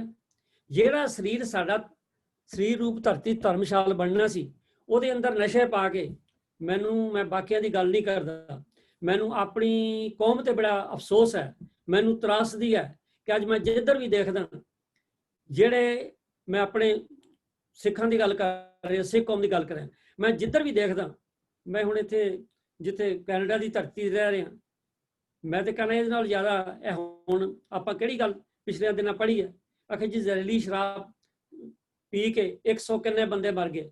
गल यह भी ठीक है, जेड़े मर गए सन बड़ा अफसोस है, पर जहरीली शराब जेकर आप शराब की वादी ना पाईए, इस शराब नूं घरों कढ़ दईए, सानू साडे ते रहतनामे, साडे ते रहत मर्यादा च लिखिया कि नशा किसी प्रकार का नहीं करना। सो मैं बेनती कर मैं अपने विषय लावां कि शरीर साडा शरीर रूप धरती धर्मशाल है। ये नशे उगाउण लई या नशे बीजण लई नहीं है। इहदे च असीं नशे पाउने, तुसीं देखो एक नशेड़ी की हालत की है, ਗੁਰੂ ਅਮਰਦਾਸ ਸੱਚੇ ਪਾਤਸ਼ਾਹ ਜੀ ਨੇ ਇੱਕ ਸ਼ਲੋਕ ਵਿੱਚ ਦੱਸੀਏ ਕਿ ਮਾਨਸ ਭਰਿਆ ਆਣਿਆ, ਮਾਨਸ ਭਰਿਆ ਆਏ, ਜਿਤ ਪੀਤਾ ਮਤ ਦੂਰ ਹੋਏ, ਬਰਲ ਪਵੈ ਵਿੱਚ ਆਏ, ਸਿਰ 'ਚ ਸਵਾਹ ਪੈਂਦੀ ਹੈ, ਆਪਣਾ ਪਰਾਇਆ ਨਾ ਪਛਾਣੀ, ਖਸਮੋਂ ਧੱਕੇ ਖਾਏ। ਪਰ ਮੈਂ ਕਹਿ ਰਿਹਾ ਸੀ, ਮੈਨੂੰ ਅਫਸੋਸ ਇਸ ਗੱਲ ਦਾ ਆਉਂਦਾ ਕਿ ਅੱਜ ਬਹੁ ਗਿਣਤੀ ਮੇਰੀ ਕੌਮ ਦੀ, ਬਹੁ ਗਿਣਤੀ ਉਹ ਇਸ ਨੂੰ ਮਾੜਾ ਸਮਝਦੀ, ਇਹਨੂੰ ਤੇ ਫੈਸ਼ਨ ਸਮਝਦੀ ਹੈ। ਕਿਤੇ ਗੱਲ ਕਰੋ, ਕਈ ਤਾਂ ਸਾਨੂੰ ਕਹਿੰਦੇ ਨੇ ਉਹ ਤੁਸੀਂ ਪੁਰਾਣੇ ਜ਼ਮਾਨੇ ਦੀਆਂ ਗੱਲਾਂ ਕਰਦੇ ਹੋ। ਮੈਂ ਕਿਹਾ ਸ਼ੁਕਰ ਹੈ ਮਹਾਰਾਜ ਸਾਨੂੰ ਪੁਰਾਣੇ ਜ਼ਮਾਨੇ 'ਚ ਰੱਖੀ, ਤੇ ਇਹਨਾਂ ਨੂੰ ਪੁਰਾਣੇ ਜ਼ਮਾਨੇ 'ਚ ਲਾਇਆ ਕਿਤੇ। ਉਹ ਕਹਿੰਦੇ ਤੁਸੀਂ ਕਿਹੜੀਆਂ ਗੱਲਾਂ ਕਰਦੇ ਹੋ। ਜੇ ਸਤਸੰਗ ਦੇਖਣਾ ਹੋਵੇ ਤਾਂ ਕਹਿਣ ਕਹਾਉਣ ਵਾਲੇ, ਦੇਖਣ ਦਿਖਾਉਣ ਵਾਲੇ ਜਿਹੜੇ ਸਾਡੇ ਸਿੱਖ ਪਰਿਵਾਰ ਨੇ, ਕਦੀ ਉਹਨਾਂ ਦੇ ਕਾਕੇ ਦੀ ਸ਼ਾਦੀ ਹੋਵੇ ਜਾਂ ਉਹਨਾਂ ਦਾ ਕੋਈ ਇਹੋ ਜਿਹਾ ਫੰਕਸ਼ਨ ਹੋਵੇ, ਉੱਥੇ ਜਾ ਕੇ ਦੇਖੋ ਕਿਵੇਂ ਗਲਾਸੀਆਂ ਖੜਕਦੀਆਂ ਨੇ। ਫਿਰ ਪਤਾ ਲੱਗੇਗਾ ਕਿ ਬਾਣੀ ਕੀ ਕਹਿੰਦੀ ਹੈ ਕਿ ਜਿਤ ਪੀਤਾ ਮਤ ਦੂਰ ਹੋਏ, ਬਰਲ ਪਵੇ ਵਿੱਚ ਆਏ, ਆਪਣਾ ਪਰਾਇਆ ਨਾ ਪਛਾਣੀ, ਖਸਮੋਂ ਧੱਕੇ ਖਾਏ। ਕਿਆ ਉਹਨਾਂ ਨੇ ਬਾਣੀ ਪੜ੍ਹੀ ਨਹੀਂ ਜਾਂ ਬਾਣੀ ਸੁਣੀ ਨਹੀਂ? ਸੁਣੀ ਹੈ, ਪੜ੍ਹੀ ਹੈ, ਪਰ ਉਹਨਾਂ ਨੂੰ ਇਹ ਨਹੀਂ ਪਤਾ ਕਿ ਸਰੀਰ ਰੂਪ ਜਿਹੜਾ ਧਰਤੀ ਹੈ ਧਰਮ ਕਮਾਉਣ ਲਈ ਹੈ। ਉਹ ਤਾਂ ਕਹਿੰਦੇ ਨੇ ਖਾਓ ਪੀਓ ਮੌਜ ਲਓ। ਤਾਂ ਇਹ ਸਾਰਾ ਜਿਹੜਾ ਨਾ ਇਹ ਨਾਸਤਕਾਂ ਦੀ ਗੱਲ ਹੈ। ਤੋ ਇੱਕ ਗੱਲ ਮੈਂ ਹੋਰ ਬੇਨਤੀ ਕਰਨ ਲੱਗਾ ਕਿ ਮਾੜੇ ਤੋਂ ਮਾੜਾ ਮਨੁੱਖ ਵੀ, ਮਾੜੇ ਤੋਂ ਮਾੜਾ ਮਨੁੱਖ ਆਪਣੀ ਮਾਂ ਦੇ ਸਾਹਮਣੇ ਭੈੜਾ ਕੰਮ ਨਹੀਂ ਕਰਦਾ। ਮਾੜੇ ਤੋਂ ਮਾੜਾ ਮਨੁੱਖ ਹੀ ਹੋਵੇ ਨਾ, ਉਹ ਕਹਿੰਦੇ ਨੇ ਮੇਰੀ ਮਾਂ ਸਾਹਮਣੇ, ਉਹ ਮੂੰਹੋਂ ਕੋਈ ਲਫ਼ਜ਼ ਹੀ ਭੈੜਾ ਨਹੀਂ ਬੋਲਦਾ ਮੇਰੀ ਮਾਂ ਸਾਹਮਣੇ। ਜੇਕਰ ਸਰੀਰ ਰੂਪ ਸਾਡੀ ਧਰਤੀ ਹੈ ਤੇ ਇਹ ਵੀ ਸਾਡੀ ਮਾਂ ਹੈ। ਜੇਕਰ ਆਪਾਂ ਕਹਿਣਾ, ਮਹਾਰਾਜ ਨੇ ਆਖਿਆ ਨਾ ਪੌਣ ਗੁਰੂ ਪਾਣੀ ਪਤਾ, ਮਾਤਾ ਧਰਤ ਮਹਤ, ਇਸੇ ਤਰ੍ਹਾਂ ਸਾਡਾ ਜਿਹੜਾ ਸਰੀਰ ਹੈ ਵੀ ਧਰਤੀ, ਸਰੀਰ ਰੂਪ ਧਰਤੀ ਹੈ ਵੀ ਸਾਡੀ ਮਾਂ ਹੈ। ਜੇ ਮਾਂ ਦੇ ਸਾਹਮਣੇ ਆਪਾਂ ਕੋਈ ਮਾੜਾ ਲਫ਼ਜ਼ ਨਹੀਂ ਬੋਲਣਾ, ਮਾਂ ਦੇ ਸਾਹਮਣੇ ਕੋਈ ਮਾੜਾ ਕੰਮ ਨਹੀਂ ਕਰਨਾ, ਤੇ ਸਰੀਰ ਰੂਪ ਧਰਤੀ ਦੇ ਸਾਹਮਣੇ ਆਪਾਂ ਸਭ ਕੁਝ ਕਰੀ ਜਾਂਦੇ ਹਾਂ, ਕਿੰਨੇ ਪਾਪੀ ਹਾਂ। ਤੋ ਗੁਰਬਾਣੀ ਵਿੱਚ ਸਾਨੂੰ ਇਸੇ ਲਈ ਆਖਿਆ ਕਿ ਕਾਇਆ ਕੂੜ ਵਿਗਾੜ ਕਾਹੇ ਨਹਾਈਐ, ਨਾਤਾ ਸੋ ਪ੍ਰਵਾਨ ਸੱਚ ਕਮਾਈਐ। ਇਹ ਨਹੀਂ ਵੀ ਕਾਇਆ ਆਪਣੇ ਸਰੀਰ ਨਾਲ ਭੈੜੇ ਕੰਮ ਕਰੀ ਜਾਓ, ਫਿਰ ਜਾ ਕੇ ਕਹੋ ਜੀ ਤੀਰਥ ਇਸ਼ਨਾਨ ਕਰ ਰਹੇ ਆ, ਇਹ ਕਰ ਲਿਆ, ਉਹ ਕਰ ਲਿਆ, ਪਾਠ ਰਖਾ ਲਿਆ। ਕੱਖ ਨਹੀਂ ਹੋਣਾ, ਕੱਖ ਨਹੀਂ ਹੋਣਾ। ਕਾਇਆ ਕੂੜ ਵਿਗਾੜ ਕਾਹੇ ਨਹਾਈਐ, ਨਾਤਾ ਸੋ ਪ੍ਰਵਾਨ ਸੱਚ ਕਮਾਈਐ। ਸਾਡਾ ਆਇਆ ਤਾਂ ਸਫਰ ਸਰੀਰ ਦਾ ਜੇ ਸੱਚ ਦੀ ਕਮਾਈ ਕਰੀਏ। ਹੁਣ ਮੈਂ ਇੱਕ ਦੋ ਗੱਲਾਂ ਕਰ ਰਹੀ ਹਾਂ ਕਿਉਂਕਿ ਸਮਾਂ ਜਿਹੜਾ ਉਹ 9 ਮਿੰਟ ਦਾ ਰਹਿ ਗਿਆ। ਇੱਕ ਗੱਲ ਮੈਂ ਬੇਨਤੀ ਕਰਦੀ ਹਾਂ ਸਾਧ ਸੰਗਤ, ਸਾਨੂੰ ਸਾਰਿਆਂ ਨੂੰ ਪਤਾ ਹੈ ਕਿ ਸਾਡਾ ਸਰੀਰ ਕਿੱਥੋਂ ਬਣਿਆ। ਖੇਤ ਤੋਂ ਦੇਹ ਬਣੀ ਹੈ, ਮਿੱਟੀ ਤੋਂ ਬਣਿਆ ਨਾ, ਖੇਤ ਤੋਂ ਦੇਹ ਬਣੀ ਹੈ। ਤੇ ਜੇਕਰ ਅਸੀਂ ਮਾੜੇ ਕੰਮ, ਖੇਹ ਵਾਲੇ ਕੰਮ ਕਰਾਂਗੇ, ਪੰਜਾਬੀ 'ਚ ਨਾ ਕੋਈ ਮਾੜਾ ਕੰਮ ਕਰੇ ਕਹਿੰਦੇ ਖੇਹ ਸਿਰ 'ਚ ਪਵਾ ਕੇ ਆ ਗਿਆ, ਮਾੜਾ ਕੰਮ ਕਹਿੰਦੇ ਖੇਹ ਉਡਾ ਕੇ ਆ ਗਿਆ। ਦੇਹ ਤੋਂ ਖੇਹ, ਖਿਮਾ ਕਰਨਾ, ਖੇਹ ਤੋਂ ਦੇਹ, ਤੇ ਖੇਹ ਵਰਗੇ ਕੰਮ ਕਰਕੇ ਕਿਤੇ ਮੁੜ ਕੇ ਦੇਹ ਤੋਂ ਖੇਹ ਨਾ ਬਣ ਜਾਏ। ਅਸੀਂ ਇਹ ਦੇਖਣਾ ਕਿ ਜੇ ਅਸੀਂ ਸਵਾਹ ਤੋਂ ਚੱਲੇ ਹਾਂ, ਅਸੀਂ ਕੁਝ ਬਣ ਕੇ ਜਾਣਾ। ਉਹ ਨਾ ਹੋਵੇ ਮੁੜ ਕੇ ਸਾਡੀ ਮਿੱਟੀ ਦੀ ਢੇਰੀ ਰਹਿ ਜਾਏ, ਅਸੀਂ ਕੀਤਾ ਕੁਝ ਵੀ ਨਾ ਹੋਵੇ। ਤੋ ਸਾਡਾ ਸਰੀਰ ਜਿਹੜਾ ਉਹ ਮਾੜਿਆਂ ਕੰਮਾਂ ਵੱਲ ਭੱਜਦਾ ਹੈ। ਤੇ ਇਸ ਕਰਕੇ ਖੇਹ ਤੋਂ ਦੇਹ ਤਾਂ ਬਣ ਗਈ, ਮਹਾਰਾਜ ਨੇ ਦੇਹ ਤਾਂ ਦੇਤੀ, ਕਿਰਪਾ ਕੀਤੀ, ਪਰ ਅਸੀਂ ਦੇਹ ਨੂੰ ਮੁੜ ਕੇ ਖੇਹ ਬਣਾ ਰਹੇ ਹਾਂ। ਕਿਉਂਕਿ ਜਿਹੜਾ ਲਾਪਰਵਾਹ ਮਨੁੱਖ ਹੁੰਦਾ ਨਾ, ਭਾਵੇਂ ਉਹਦੀਆਂ ਲੱਤਾਂ ਕਬਰ 'ਚ ਆ ਜਾਣ, ਉਸ ਅਵਸਥਾ 'ਚ ਕਿਉਂ ਨਾ ਆ ਜਾਏ, ਭਾਵੇਂ ਲੱਤਾਂ ਕਬਰ ਵਾਲੀ ਅਵਸਥਾ 'ਚ ਕਿਉਂ ਨਾ ਆ ਜਾਏ, ਉਹ ਫਿਰ ਵੀ ਖੇਹ ਤੋਂ ਦੇਹ ਵਾਲੇ ਕੰਮ ਕਰਦਾ। ਨਾ ਉਹਦਾ ਲਾਲਚ ਮੁੱਕਦਾ ਤੇ ਨਾ ਕੰਮ ਵਾਸ਼ਨਾ ਦੀ ਠੱਲ ਪੈਂਦੀ ਹੈ। ਨਤੀਜਾ ਇਹ ਹੁੰਦਾ ਹੈ ਕਿ ਅਟਲ ਸਚਾਈ ਮੌਤ ਨੂੰ ਭੁੱਲ ਜਾਂਦਾ ਹੈ। ਉੱਦਾਂ ਭਾਵੇਂ ਮਰਨ ਕਿਨਾਰੇ ਹੋਵੇ, ਉਹਨੂੰ ਪਤਾ ਮਰ ਜਾਣਾ, ਮੈਨੂੰ ਇਹ ਤਕਲੀਫ ਹੈ, ਸਮੱਸਿਆ ਹੈ, ਪਰ ਤੁਸੀਂ ਦੇਖੋ ਲਾਲਚ ਫਿਰ ਵੀ ਨਹੀਂ ਛੱਡੇਗਾ ਤੇ ਨਾ ਹੀ ਵਾਸ਼ਨਾਵਾਂ ਛੱਡਦੀਆਂ ਨੇ। ਸਾਨੂੰ ਇਹ ਯਾਦ ਰੱਖਣਾ ਚਾਹੀਦਾ ਹੈ ਕਿ ਜਿਸ ਸਰੀਰ ਤੇ ਅਸੀਂ ਮਾਣ ਕਰਦੇ ਹਾਂ, ਇਹਦੇ ਸਰੀਰ ਨਾਲ ਚੰਗੇ ਕੰਮ ਤੇ ਕਰੀਏ ਪਰ ਮਾਣ ਨਾ ਕਰੀਏ। ਦੇਖੋ ਚੰਗਾ ਕੰਮ ਕਰਨਾ ਤੇ ਮਾਣ 'ਚ ਬੜਾ ਫਰਕ ਹੈ। ਜਿਸ ਵੇਲੇ ਚੰਗਾ ਕੰਮ ਕਰਕੇ ਮਾਣ ਕਰੋ ਤੇ ਸਵਾਹ ਹੋ ਜਾਂਦਾ ਹੈ, ਪਰ ਚੰਗਾ ਕੰਮ ਕਰਕੇ ਨਿਸ਼ਕਾਮ ਹੋ ਜਾਓ ਤੇ ਉਹ ਚੰਗਾ ਕੰਮ ਜਿਹੜਾ ਗੁਰੂ ਦਰ ਤੇ ਪ੍ਰਵਾਨ ਹੁੰਦਾ। ਸਤ ਸੇਵਾ ਕੀਤੀ ਸਫਲ ਹੈ ਜੇ ਸਤਿਗੁਰੂ ਕਾ ਮਨ ਮੰਨੇ। ਸਤਿਗੁਰੂ ਦਾ ਮਨ ਤਾਂ ਮੰਨੇਗਾ ਜੇ ਬੰਦਾ ਨਿਸ਼ਕਾਮ ਹੋ ਕੇ ਸੇਵਾ ਕਰੇ। ਚਲੋ ਖੈਰ ਮੈਂ ਆਵਾਂ, ਬੰਦੇ ਦੀਆਂ ਲੱਤ ਵਿੱਚ ਕਬਰਾਂ ਹੋਣ, ਵਾਸ਼ਨਾ ਨਹੀਂ ਜਾਂਦੀ। ਅਸੀਂ ਭੁੱਲ ਜਾਂਦੇ ਹਾਂ ਸਰੀਰ ਤੇ ਮਾਣ ਕਰਨ ਲੱਗੇ ਸੋਚਿਆ ਕਰੀਏ ਕਿ ਸਰੀਰ ਹੈ ਕੀ ਹੈ। ਇਹ 5 ਤੱਤਾਂ ਦੀ ਗੱਢ ਬੰਨੀ, ਜਿਸ ਦਾ ਮਾਲਕ ਨੇ 5 ਤੱਤਾਂ ਦੀ ਗੱਢ ਬੰਨੀ ਨਾ ਤੇ ਸਾਡਾ ਸਰੀਰ ਕਾਇਮ ਹੋ ਗਿਆ। ਤੇ ਜਿਸ ਦਿਨ ਮਾਲਕ ਨੇ ਇਸ ਗੰਢ ਨੂੰ ਖੋਲ ਦਿੱਤਾ, ਅਸੀਂ ਇੱਕ ਸਕਿੰਟ ਵੀ ਨਹੀਂ ਰਹਿਣਾ, ਸਾਡੇ ਸਰੀਰ ਦੀ ਮੁੱਲ ਹੀ ਕੋਈ ਰਹਿਣਾ। ਖੁੱਲੀ ਗੰਢ ਉਠੋ, ਲਿਖਿਆ ਆਇਆ ਰਾਮ। ਗੁਰੂ ਨਾਨਕ ਪਾਤਸ਼ਾਹ ਜੀ ਨੇ ਤੁਖਾਰੀ ਰਾਗ 'ਚ ਆਖਿਆ ਕਿ ਖੁੱਲੀ ਗੰਢ ਉਠੋ, ਕਹਿੰਦੇ ਗੰਢ ਖੋਲ ਗਈ, ਭਲਿਆ ਹੁਣ ਉੱਠ ਨਿਕਲ। ਖੁੱਲੀ ਗੰਢ ਉਠੋ, ਲਿਖਿਆ ਆਇਆ ਰਾਮ, ਰਸ ਕਾ ਸੁਖ ਠਾਕੇ ਬੰਦ ਚਲਾਇਆ ਰਾਮ। ਤੇਰੇ ਸਾਰੇ ਸਵਾਦ, ਸਾਰੀਆਂ ਵਾਸ਼ਨਾਵਾਂ, ਸਾਰੀਆਂ ਲਾਲਸਾਵਾਂ तेरियां धरियां धराइयां रह जानियां ने जिस वेले शरीर की गंढ खुल गई। कबीर साहब ने बड़ा सुंदर किया, कबीर धूर सकेल कै पुरिया बांधी दे। ये शरीर ते मान कर दे, मान ना करिए। देखो शरीर मिलिया परोपकार लई, शरीर हंकार लई नहीं मिलिया, शरीर उपकार लई मिलिया, हंकार लई नहीं मिलिया, शरीर ईमान लई मिलिया, बेईमानी लई नहीं मिलिया। तो कबीर साहब तदे कहते तन मैं याद कराना कि तू बड़ा अपने आप को समझदा है। देखो सानू तो इन्नी बड़ी खुशी हुंदी है कि मेरी अखबार च फोटो छप गई, ये मान नहीं हंकार नहीं तो होर की है। कभी तुसीं देखा करो भी बाकियां दी मैं गल छड्डदा, जिहड़े साडे धार्मिक कर्म हुंदे ने गुरुद्वारियां दी होण होर इस संबंध विच होण, जिस वेले उन्हां दी फोटो अखबार च नहीं देखना, कई अड्डियां चुक के खड़े हुंदे ने, कई एक दूजे दे अगे हुंदे मेरी फोटो आ जी। किन्ना अंदर साडे मैं, ये मैं ही हूं, मैनूं जन्म दिंदी है ना। सो कबीर साहब ने तदे सानूं याद कराया कि बहुता मान ना कर भलिया, कबीरा धूर सकेल कै पुरिया बांधी दे, दिवस चार को पेखना अंत खे की खे। जे तू मिट्टी च आया तो मुड़ के मिट्टी बन जाना है, तो तू किस गल दा मान करदा। देखो ये समा हो चलिया, मैं बेनती कर दियां बई शरीर जिहड़ा सानूं मिलिया ना महाराज ने, बड़ा वधिया शरीर, मनुखी शरीर, मैं तां कहना सब तो टाप ते मनुखी शरीर है, सब तो वधिया। ये दे के संसार च भेजिया। जे तो साढ़े शरीर की यात्रा जिहड़ी, देखो संसार एक यात्रा है, जन्म तो लैके मरण तक आपां कहने ना शरीरक संसारक यात्रा। ये जिहड़ी यात्रा है, जे यात्रा च इहदा जिहड़ा झुकाव है, ये तो माड़ियां हरकतां वल होया, लालच वल होया, काम वल होया, नशियां वल होया, फिर पता की होना है, फिर आसा की वार च आख्या कि कूड़ काया, कूड़ कपड़, कूड़ रूप अपार, कूड़ मियाँ, कूड़ बीबी, खप होए खार, कूड़ कूड़े नहीं लगा विसरिया करता। जे तैनूं रब विसर गया भलिया, ये शरीर तो बहुत वधिया मिलिया सी, पर तैनूं काहदा मिलिया? कूड़ हुंदा जिहदी कोई पाया ही नहीं, इहदी कोई पाया नहीं। तू जिहा जम्मिया जिहा ना जम्मिया, तू तो अपना मनुखा जन्म ही खराब कर लिया। मानस जन्म दुलंभ है, होए ना बारंबार, ज्यों बन फल पाके भोए गिरै, बोर ना लागे डार। देखो मरण का कोई पता नहीं किस वेले सदा आ जाना, तो असीं सोचते रहना चलो अगले साल अमृतपान कर लांगे, अगले साल फलाना काम कर लांगे, 6 महीने बाद फलाना काम कर लांगे। जिवें तेरे कोल कोई पटा लिखिया 6 महीने का साल का, हम आदमी हाँ एकदम ही। इस करके इस शरीर नूं माड़े पासे ना जाओ। हाँ जे शरीर चंगे पासे चल जाए ना, जे माड़े वाल ना झुकावे, है तो शरीर ही है। जे शरीर माड़े वाले पासे चल गया तो बारे ने कहा कूड़ काया, कूड़ कप्पड़, कूड़ रूप पार, जिन्ना मर्जी तू अपने आप नूं सोहना बन के बैठ, सब झूठ है। पर जेकर शरीर का झुकाव चंगिया कामां ला होएगा, फिर महाराज ने आख्या नानक सच ध्यान सच। तो अंग्रेजी की एक कहावत है, वो मैं तुहाडे नाल सांझी तां करन लगा। मैं हुणे बेनती की है ना भी उम्र का कोई पता नहीं, भी किस वेले छुट्टी हो जानी, मैं बोल रहा की पता हुणे मेरी फूक निकल जाए, ये तो महाराज जानता है ना। इस करके सानूं हर वेले तैयार रहना चाहिए। मैनूं याद आई गल, मेरा एक मित्र सी, उस वेले मेरी उम्र बहुती नहीं 20-22 साल की होनी, तो वह कहता मैं मतलब भी अपना हर वेले एक शहरा बनैन तैयार रखदा, हालांकि बचपन की गल है, उस वेले डूंगी ना लैना। तो मैं क्या कल नहीं कहना की पता किस वेले महाराज सदा आ जाए तो कशहरा बनैन दे कोल होवे, नाल तो नहीं जाना। पर उसकी गल जिहड़ी वो ठीक है कि बंदे नूं कोई पता नहीं किस वेले बंदे ने चले जाना। तो मैं अंग्रेजी की एक उदाहरण है कि स्टिच इन टाइम सेव्स 9। ਉਹਦਾ मतलब है कि ਜਿਹੜਾ काम ਆਪਾਂ समय सिर कर ਲਈਏ ना वो चंगा ਹੁੰਦਾ है, समय ਨੂੰ ਅੱਗੇ ਨਹੀਂ ਪਾਣਾ ਚਾਹੀਦਾ। ਇਸ ਕਰਕੇ ਇਹ ਜਿਹੜਾ ਸਾਨੂੰ ਸਰੀਰ ਮਿਲਿਆ, ਅਸੀਂ ਸੋਚੀਏ ਵੀ ਸਾਡੇ ਕੋਲ ਅੱਜ ਦਾ ਦਿਨ ਹੀ ਹੈ, ਆਓ ਕੋ ਅੱਜ ਚੰਗਾ ਕੰਮ ਕਰ ਲਈਏ। ਜੇ ਵਾਹਿਗੁਰੂ ਦੀ ਬਖਸ਼ਿਸ਼ ਨਾਲ ਕੱਲ ਫੇਰ ਆਪਾਂ ਜੀਂਦੇ ਰਹੇ ਤੇ ਕੱਲ ਇੱਕ ਹੋਰ ਕੰਮ ਚੰਗਾ ਕਰ ਲਈਏ। ਜੇ ਆਪਾਂ ਇਦਾਂ ਕੰਮ ਕਰੀਏ ਤੇ ਚੰਗੀ ਗੱਲ ਹੈ, ਨਹੀਂ ਤਾਂ ਉਡੀਕੀਏ ਨਾ। ਮਹਾਰਾਜ ਨੇ ਬਾਣੀ 'ਚ ਸਾਨੂੰ ਬੜਾ ਸੁੰਦਰ ਆਖਿਆ ਕਿ ਜਬ ਲਗ ਜਰਾ ਰੋਗ ਨਹੀਂ ਆਇਆ, ਉਡੀਕੀ ਨਾ ਜਾ। ਜੇ ਤੇਰਾ ਹੁਣ ਸਰੀਰ ਠੀਕ ਚੱਲਦਾ ਹੈ ਨਾ, ਇਹਦੇ ਕੋਲ ਕੰਮ ਲੈ ਲੈ, कोई पता नहीं कल की होना। हुण मैं ठीक बोल रहा, कल का की पता, अज मेरा शरीर है, कल की पता ताप हो जाए, कुछ हो जाए।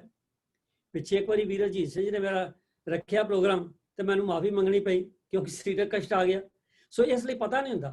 तां ही ते बाणी च आख्या कि जब लग जरा रोग नहीं आया, जब लग काल ग्रसी नहीं आया, जब लग विकल भई नहीं बानी, भज ले रे मन सारंग पानी। भलिया नाम भजन तो मतलब चंगे नेक कर्म कर, रब नूं याद कर, अब ना भजस भजस कब पाई, आवे अंत ना भजा जाई। वो ना होवे मुड़ के पछताना पवे, जो कुछ करे सोई अवसार, फिर पछताओ न पाओ पार। मैनूं एक गल याद आई है, मैं सच्ची घटना तुहाडे नाल सुणानी है। समा रह गया 2 मिनट, ਖਿਮਾ ਕਰਨਾ। ਤੇ ਮੈਂ ਕੋਸ਼ਿਸ਼ ਕਰਾਂਗਾ 2 ਮਿੰਟ 'ਚ ਪੂਰੀ ਕਰ ਦਿਆਂ।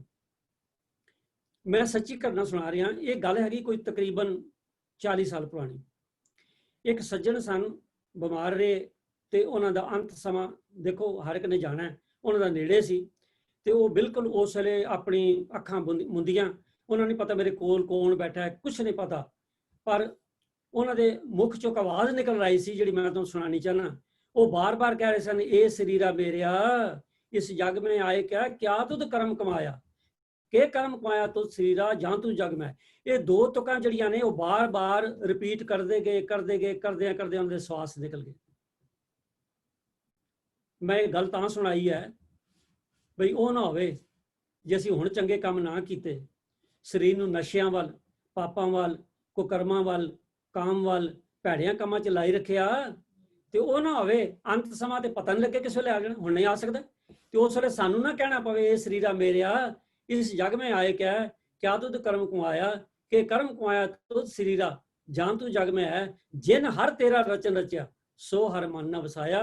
ਤੇ ਇਸ ਲਈ ਯਾਦ ਕਰ ਲਈ ਕਿ ਗੁਰ ਪ੍ਰਸਾਦੀ ਹਰ ਮਨ ਵਸਿਆ, ਪੂਰਬ ਲਿਖਿਆ ਪਾਇਆ। ਕਹਿ ਨਾਨਕ ਇਹ ਸਰੀਰ ਪ੍ਰਵਾਨ ਹੋਆ ਜਿਨ ਸਤਿਗੁਰ ਸਿਉ ਚਿਤ ਲਾਇਆ। ਸਰੀਰ ਤਾਂ ਸਫਲ ਹੈ ਜੇ ਆਪਾਂ ਗੁਰੂ ਵਾਲੇ ਬਣ ਜਾਈਏ, ਸਰੀਰ ਤਾਂ ਸਫਲ ਹੈ ਜੇ ਸਾਡੇ ਅੰਦਰ ਤੇ ਬੰਦਰ ਬਾਹਰ ਸਾਨੂੰ ਗੁਰੂ ਦਾ ਵਾਸਾ ਦਿਸੇ, ਠੀਕ ਹੈ, ਤੇ ਤਾਂ ਜਾ ਕੇ ਸਰੀਰ ਸਫਲ ਹੈ।